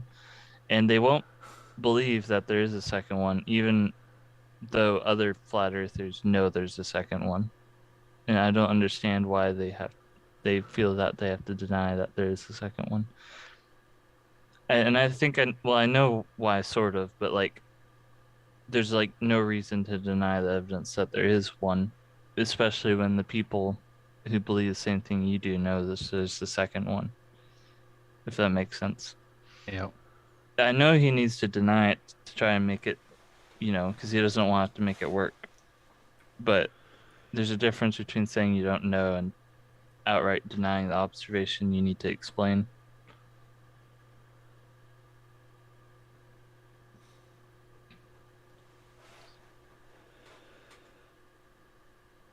Yeah. So,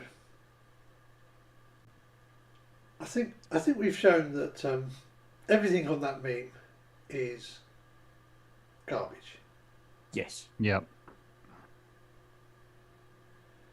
I think most of it is just pure dishonesty. At least half. Well, no, maybe all of them, apart from me, with the exception of one. One of them's more of like not understanding field of view. Yeah. But that's about it. Yeah. The rest is just dishonesty and lies, really, making stuff up.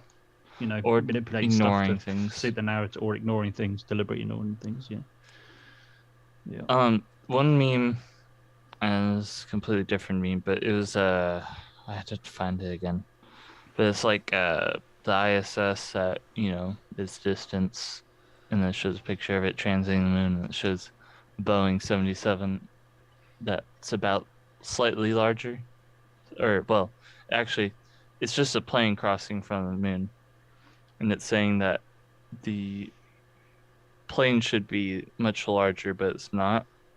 And the issue, the math they're using is they use the plane's distance to the observer. They use the height of the plane for that distance. So instead of, you know, trying to find how far away the plane was from the person, they say it was 7 miles because the plane flies at 7 miles. They also assumed what kind of plane it is, because you can't really tell what kind of plane it is.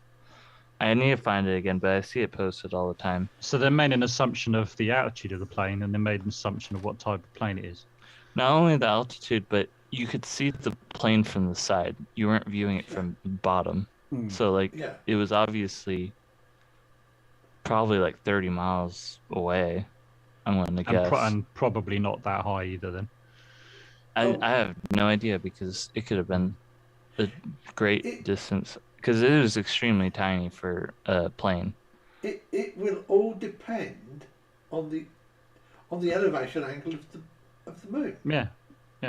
I mean, and if the aircraft is at cruise, then you could assume it's, say, 35,000 feet.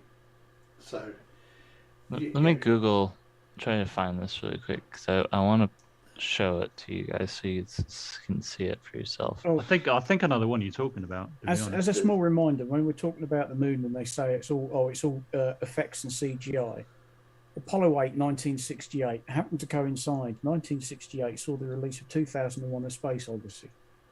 Indeed, now, at the time, it was quite something. Watch it now, and you tell me if you think the special effects in 2001 are more convincing than the film and the photo footage we have of all the moon landings. It's one of my favorite sci-fi movies. Yep, same here. But the effects on the moon are pretty awful. Yeah, that's probably the worst part when you're on the moon. The whole sort of Dawn of Man with the guys dressed up in ape suits and all the rest of it. Then the transition into space, and he goes up to the space station. That's absolutely fine, particularly considering it's now 54 years old. Yeah, the era. When they go to the moon, that whole sequence is just like, ye gods, that's awful. You also see them as well. They're deliberately trying to walk as slow as possible as well, don't they? The way they're stepping as well. But they made no effort at trying to simulate, no. moon's gravity and the effects of it or anything, because I think at the time it was just too bloody difficult to do.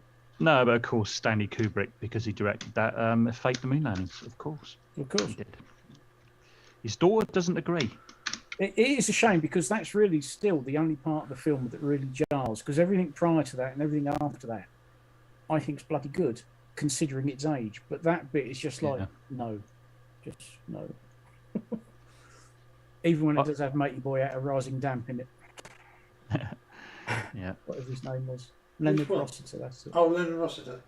Playing the Russian, yeah. But that whole sequence is just like, I mean, I've got it on Blu-ray, and if I put that on overnight, the lights get turned off, the sound bar's put on for the audio, and you immerse yourself. When it gets to that bit, you think, do you know what? I might just actually fast forward through this because it's crap.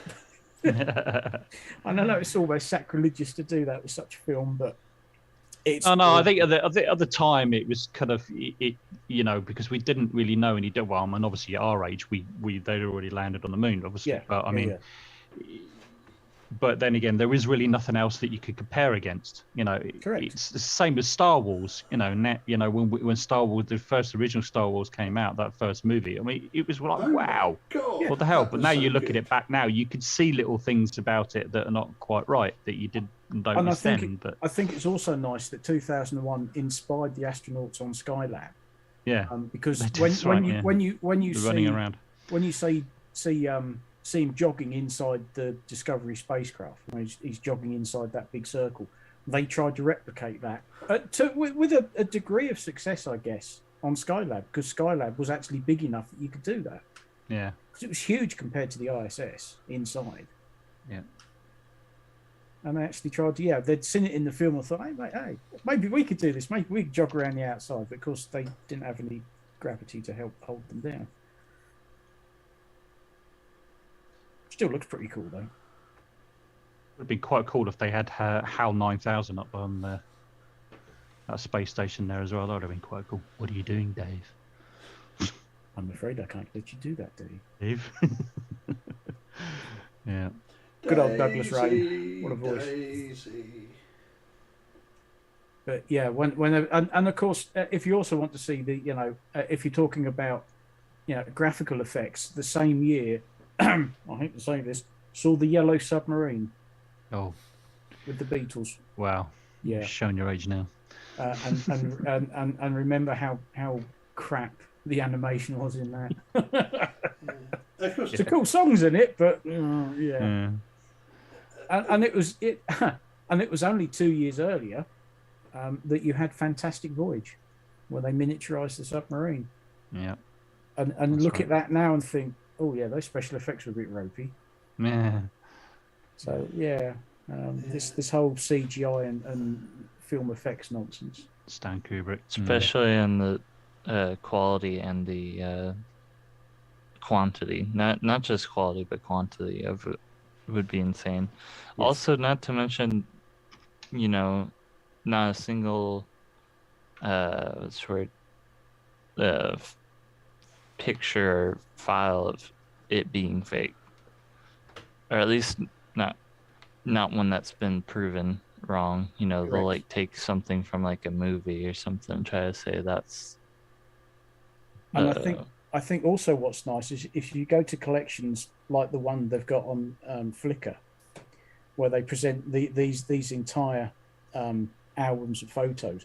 Quite often, if I go to Apollo 11 magazine 40, it's there twice, because what you've actually got is the original photos after they were developed.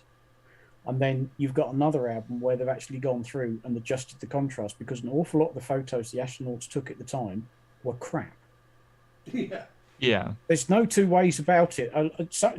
They took some amazing photographs, but half the time, they couldn't see the photographs they were taking. And there's an awful lot of photographs that either show nothing, or the sun's sort of coming in at one side and has just washed everything out because it's so bloody bright, Yeah. or it's this photo after photo in there that is just useless. But what they've done is said, no, look, here's a record of all the photos we took, including the crap ones. Yeah. And that reminds me of how before I get rid of my crappy photos, is it's like a bunch of bad photos and then some photos, and then there'll be like one or two good ones. Yeah. Alan, yes. Can I share something? And Sure. would the audience be able to see it, Alan, do you think? Yes, because if I hit the stop share for us inside, they will still carry on seeing my Zoom window, which is where I will see your share. There you go. I don't know if you can see that or not. We can. I might have to. Can you zoom in a bit on it to make it a bit larger? Is that better? Oh, it's that. Yes. I've seen that. Yeah, yeah. Is that okay? Can you see that? Yeah, I can see it. I'm just as long as the Peanuts can see it. Okay. I mean, as long as they could see something at least. Anyway, I mean, I can read it. Yeah, I think it's quite clear. I'll just have a look at it there. So I'll just go back to it. Yeah. Basically, I mean, some of you, like you said, you've probably seen it. Well, this is Vivian Kubrick, Stan Kubrick's daughter. So she put out a tweet some years ago about faked moon landings. Many people have asked me about this, and this felt the right time to respond. And I think it might have been the anniversary of his death or something like that, I think. So I'll read it to you. Fake moon landings. Surely an artist such as my father, whose profound degree of artistic integrity is self-evident, whose political social consciousness is manifestly present in nearly every film he made, whose highly controversial subject matter literally put his life at risk, and yet he continued to make his films he made. Don't you think he'd be the very last person to ever assist with the US government in such a terrible betrayal of his people? There are many very real conspiracies that have happened throughout our history, happening presently. I'm only too aware of the dreadful manipulations perpetrated by governments, secret services, banksters, the military-industrial complexes, etc. But claims that the moon landings were faked and filmed by my father, I just can't understand it. How can anyone believe that the greatest defenders of mankind would commit such an act of betrayal? My father's artistic works are his unimpeachable defense. And he just goes on like that. So, I mean, if you look at Stan Kubrick's work, he basically what he's saying is he was a very anti-establishment, shall I say? I think it's probably the right word to use. Would that be? You think it would be? So, yeah, I mean, not only his work that he was doing at the time would never have even stood up to scrutiny. It just doesn't add up to the kind of person he was. He just that way. I mean, and also if anybody would have known if he did something like that, then it would have been his daughter. At the end of the day. So there you go. The whole thing with the government is a lot of times they'll say, "Oh, well, you just trust the government," and it's like, well, if you think birds, behave a certain way, there's studies the government did on that bird. Does that mean you think it's fake? Like, they'll try to conflate the government doing bad things with everything the government says being bad. Because, the government can tell you how to use a turn signal and that's right. Right. But to say everything the government says is wrong is kind of silly. Which I'm not saying you need the government for anything like proving the shape of the earth, but in terms of trying to claim that the photos are fake, you need to be able to prove that, not just say, well, the government faked things. Yeah, exactly. I mean, I've been saying that for a long time, and it annoys me a little bit because you get some debaters will debate a flat earther, and the flat earther would just say, "Oh, well, that's fake, that's CGI," when they just brush past it and they won't say anything about it. I mean, I keep saying to no, you've got to hold them to the fire to that. You've got to say, well, prove it. Okay, they're not going to be able to prove it. We know what the response is going to be. Well, what it does, that makes a point that, they haven't got the evidence to prove that any of these images are CGI or faked. You've got to hold them to the fire every single time they say it. And I do that all the time. And I know, regardless of I know what the response is going to be. Right. Okay, you say it's fake, fine. Prove it and give me the evidence. No evidence, no proof. There you go. Now you can brush it aside because now everybody watching now knows it's nonsense. Right. And yeah, I think Ivy's got something when she says all this moon landing denial is based on Capricorn 1 from the 70s. Sure. All their arguments come from that movie. Yeah, true, absolutely. Yeah, I think that kind of reinforced it a little bit. What's that movie? I've never seen. Capricorn 1. Capricorn 1. You've not heard of it? It's basically, was it late 70s, early 80s? The NASA are very publicly going to send this 3-man crew to Mars, and it turns out it's all a complete hoax. Essentially in an Apollo module. Yes, in the Apollo module, yeah. and the it's all set up. They've got a film set that they can film them, on Mars, stepping out of what is basically a lunar module on Mars, and they're hoping that the astronauts are all going to sort of happily be in on it, and of course they're not. Yeah, I mean, all intents and purposes, the astronauts were thought they were going to Mars, literally. And they got in the spacecraft, and just before launch, they got through a back door and they got them out or something stupid like that, didn't they? And took them to a building and they told them what was going on. And of course, they tried to escape, didn't they? And I don't know, I'm probably giving away too much. 1977. 1977, there you go. Elliot Gould, James Brolin. Oh, O.J. Simpson was in there, forgot about that. Yeah. Which coincidentally kind of tied in around about the time when Bill Casing released his pamphlet, We Never Went to the Moon, the moon hoax, $6 billion, hoax, or whatever you called it, his famous book, whose Bill Casing was kind of like the father of the moon hoax landing people. He was actually a NASA engineer as well, wasn't he, I believe? No, he wasn't even a NASA engineer. He worked for Rocketdyne. And he was a technical writer. And what his department did was to produce technical documents for publication about engineering within the rocket industry. He had played no part whatsoever in the design of the F1 engines, which is what Rocketdyne were doing at the time. Had no part in it whatsoever. And he claims that he spoke to an engineer, and the engineer said, well, we've got the technology to get there, but there's no way we can get back. I mean, even if that was true, I mean, they're building the F1 engines. I mean, that engineer, even if he did speak to him, wouldn't have known anything about the technology, about the spacecraft, which has been built by a completely separate company. Yeah. That engineer would probably had no responsibility or in charge of any other department, that kind of thing, So,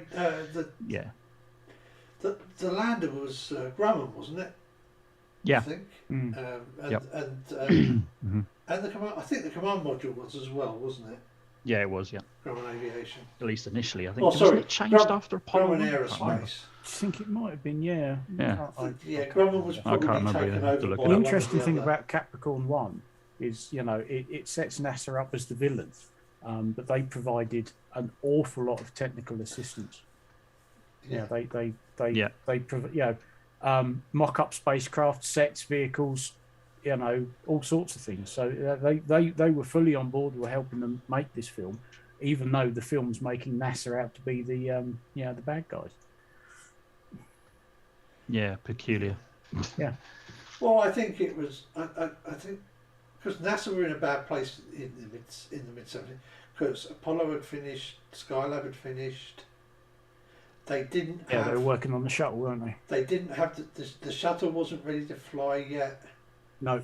People were ready to say, well, sod NASA, they're not really doing it. Oh, I mean, they did have some good, because Pioneer and all those unmanned stuff was going on then, wasn't it? But it was also during that time that it coincided, and another reason why that film was made, because there was a lot of talk about going to Mars at the time. It was that was the next thing. It was during the 70s. It was like, we're going to go to Mars next. That's the next thing we're going to do. We're going to go to Mars, and that's all it was. I mean, I do remember in the late 70s, because I'd got interested in the moon landings and stuff like that, and started reading books and articles and things like that.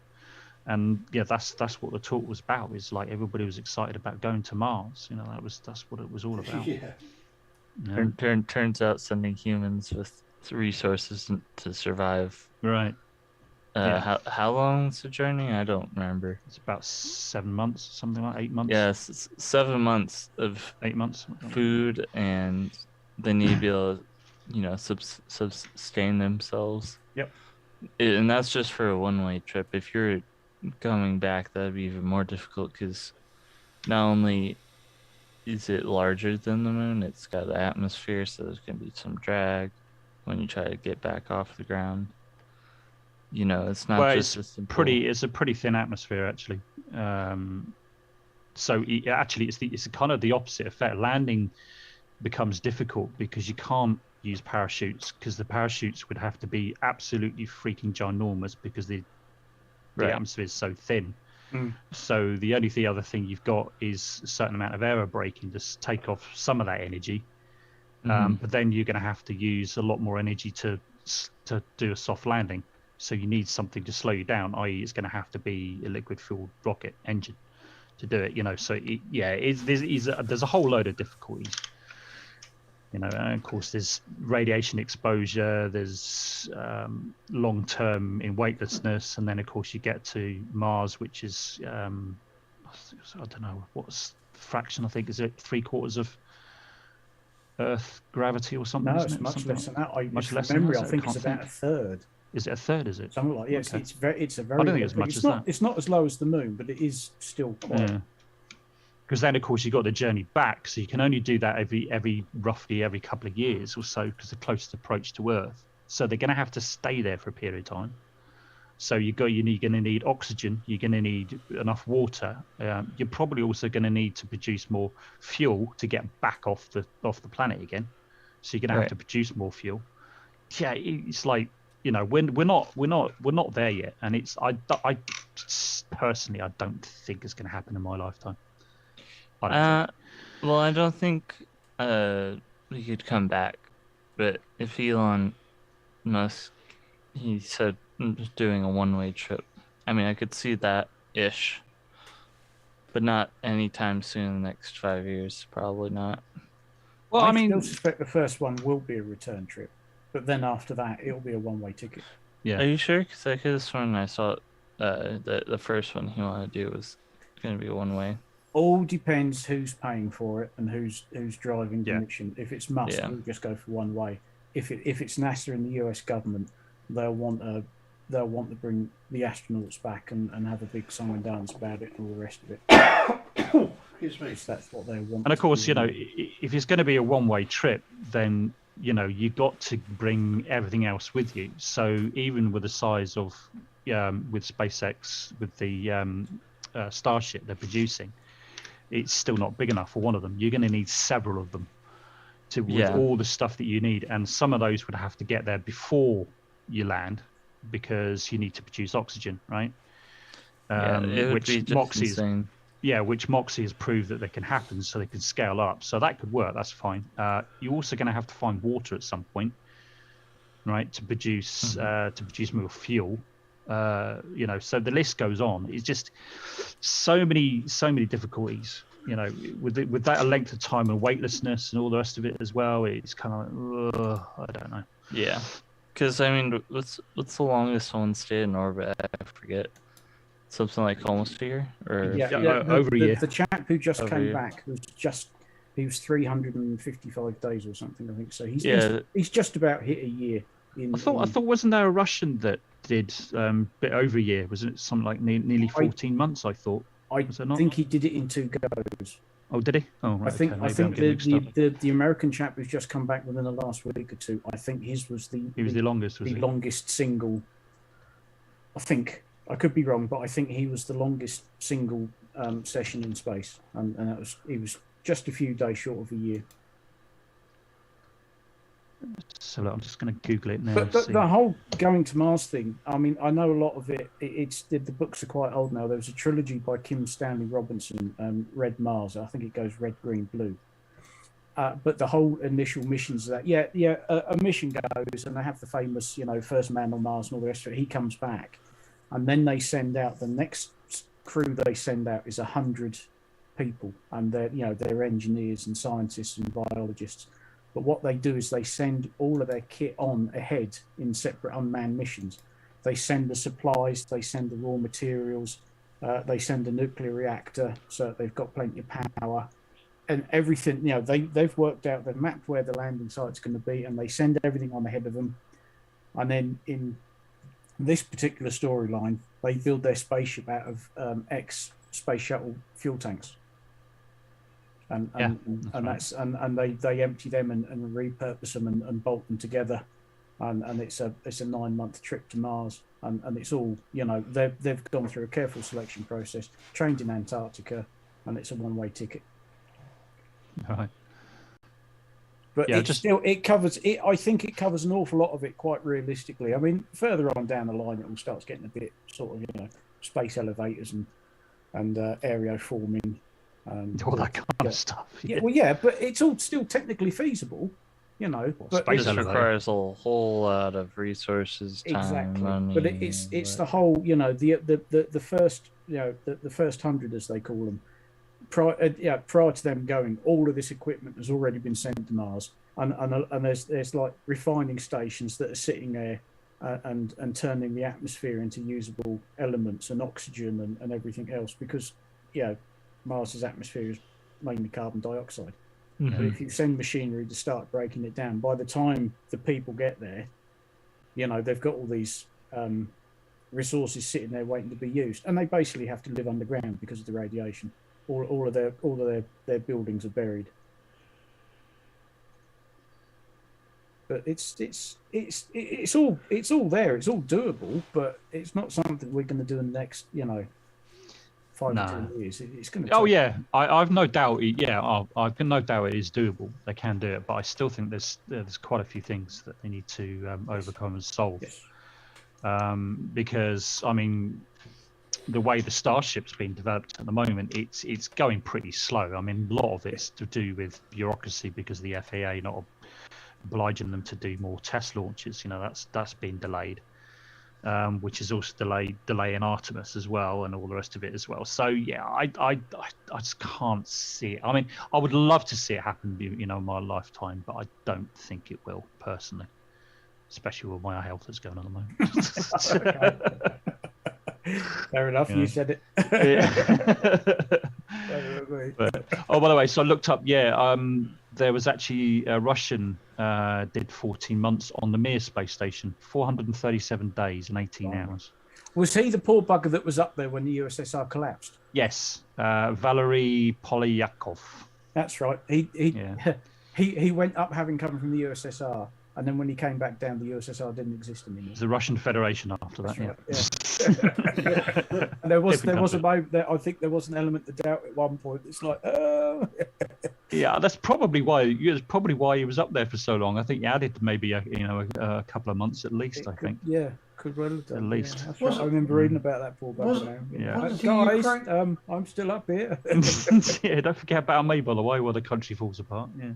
Wasn't he Ukrainian or Belarusian or something? So he wasn't actually a Russian. Was part of the problem that they didn't want to spend any money getting him back. That's right. Yeah. That does ring a bell. Let's have a look. I'll read it. I'm not sure. Return to Earth later aboard them to probably complete the sacrifice. Way to make somebody feel special and wanted. Well, it says nationality Russian, It doesn't say Soviet Union or anything like that, so don't think he's Ukrainian or any other. I think he was Russian by the looks of it. It doesn't say anything else. Yeah. I need to head to bed, so I'll talk to you later, so that's good. Yeah, I kind of need to head on soon as well, I think. Yeah, I mean, the idea was that we were going to go for a couple of hours, and we've been going 2.5, so... Oh, we're ready? Oh, yeah. jeez. Oh, okay, I didn't Yeah, realise. I mean, we finished the We debunk, fulfilled- but we fulfilled I the just purpose. left you... Yeah, we fulfilled the purpose. And I just let you guys chat on for a little bit longer about... Yeah, I could go on all day all about this stuff. sort of I stuff. know you could. See you guys. Yeah, okay, mate. Yeah, we'll catch you later. Say it easy. See ya. Okay. Thanks, Paulie. Yeah, I've got to do all those important tasks like hoover the car. Yeah. Oh. And see if I can remove the white paint that's on the bloody bumper. What, before you have to go work tomorrow? Yes, I'm actually going to a farm tomorrow. Oh. Not the farm, just a farm. A farm. What colour's your bumper? Black. Oh, just get a black permanent marker. Well, I'm going to see what. Yeah, well, I probably will, but I'm going to see what cleans off first. Problem is, I haven't washed my car for quite some time, and him sort of thumping and rubbing across my bumper has actually left a clean spot. The bastard. Get it down the car wash. And it's dry now, so it's not going to get covered in clag again. It's like, oh, I'm almost tempted to wash the car now. I'm thinking, that'd be... That's almost as bad as somebody like putting Clean Me in your dust in your back window, isn't it? You know. And then you've got to clean it, yeah. And then you got to clean it, yeah, because you can't let everybody see that. Have you seen the guy that does art on the back of mucky? Yes, that's quite incredible. It's very good, isn't it? Yeah, really good. Yeah, I have seen that. No, I've got to go down to the outskirts of London. It's just off the M25. Somebody owns a farm in some very nice countryside, and they want to turn it. I think it's one of these sort of country club corporate things where the main thing is clay pigeon shooting. Oh, okay. Sounds like my sort of thing. It's out in the middle of nowhere. I think that they've got water and power, but that's about it. They've got no gas, and it's like, how do we heat it? Oh, well, heat pumps. Because it's now all the rage because everybody's got to be green, so you have heat pumps. Well, aren't they banning the installation of new gas boilers pretty much everywhere? They're trying to, but I think because just about everybody in this country's got a gas boiler, and it's not as easy as saying, okay, we'll just rip out the boiler and put in an air-cooled heat pump on the outside of your house, and that will replace your boiler. No, it's not as straightforward as that, and that's quite expensive as well. You're usually talking in the region of 9 or 10 grand. And your radiators might not be big enough because heat pumps don't provide water at the same temperature that a gas boiler does. Oh, so you need a bigger area, won't you? Yes. And Changes the subject. I've just been reading what Dora's been saying. Make Matt stop. She's saying Dora and the chat. Well, that's makes a change because she's usually having a pop at me. But I can't criticise too much because she's my backup system. Yeah. Absolutely. If I can't remember anything, I know who can. Talk and talk and talk and talk. You see, but the thing is, Dora, you see, I mean, everybody that I know outside of the internet, nobody's interested in what I'm interested in. So if I start talking about it, the eyes just glaze over and they just wander off in the distance. So I can sort of geek out a little bit with at least a couple of people. Yeah. You know, it's the only chance I get. Well, you can always geek out with us, you know that. Oh yeah, I know that. Yeah, to a certain extent. Yeah. This is one of the problems of the World Wide Web. We can all get together and geek out together, but it also allows the village idiots to get together and do the same damn thing. Yes, this is true, and they can all pretend they know about surveying and geometry and science in general. Science and when in fact, to the rest of the world, they just sound like blind people arguing about shades of red, or infants talking about where babies come from. Yeah. We think they sound clever, but oh no, far from it. So rather than bore these people anymore, shall we should we bring this to a close? Shall we foxtrot Oscar? Yeah. I think we better. I suppose we better thank those that have come and listened. So, Ivy. Yes. Thank you, Dora. I see you jumped in. I see you jumped in the outside chat there, Matt. Yeah, I did once or twice. John Rapp, Ivy, Dora. Thank you, Greg, Sable Eagle, John Rapp again, TT Guy. I saw a Microraptor was here. 9 o'clock hero. Christopher Lilja. Is that Sabre Eagle? Sabre Eagle? I don't know. Yeah. I don't know. Oh yeah, Sabre Eagle, is it? Yeah. Yeah. Tiny Cap. Oh yes, we had Tiny Captain as well, didn't we? Yes, we did. We had Tiny Captain. Stingray even popped in. Oh, did he? Oh, I missed that. But I see a comment from Stingray. Damn, I love Archer. Ah, that'll be me then. That'll be my my avatar. Yeah, that was about the time we started talking about 2001, I think. Oh right. Okay. Oh right. Okay. So I might watch that later actually. In between motorbikes and Formula One. Clive Wells was here.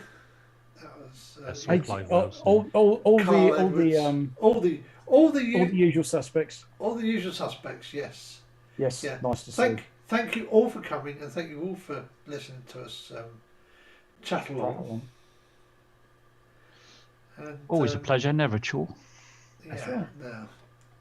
So yes, it's a good night from me, and it's a good night from him. Him. Yeah. Good night. Good night. Good night. It's only 3:30. Blimey.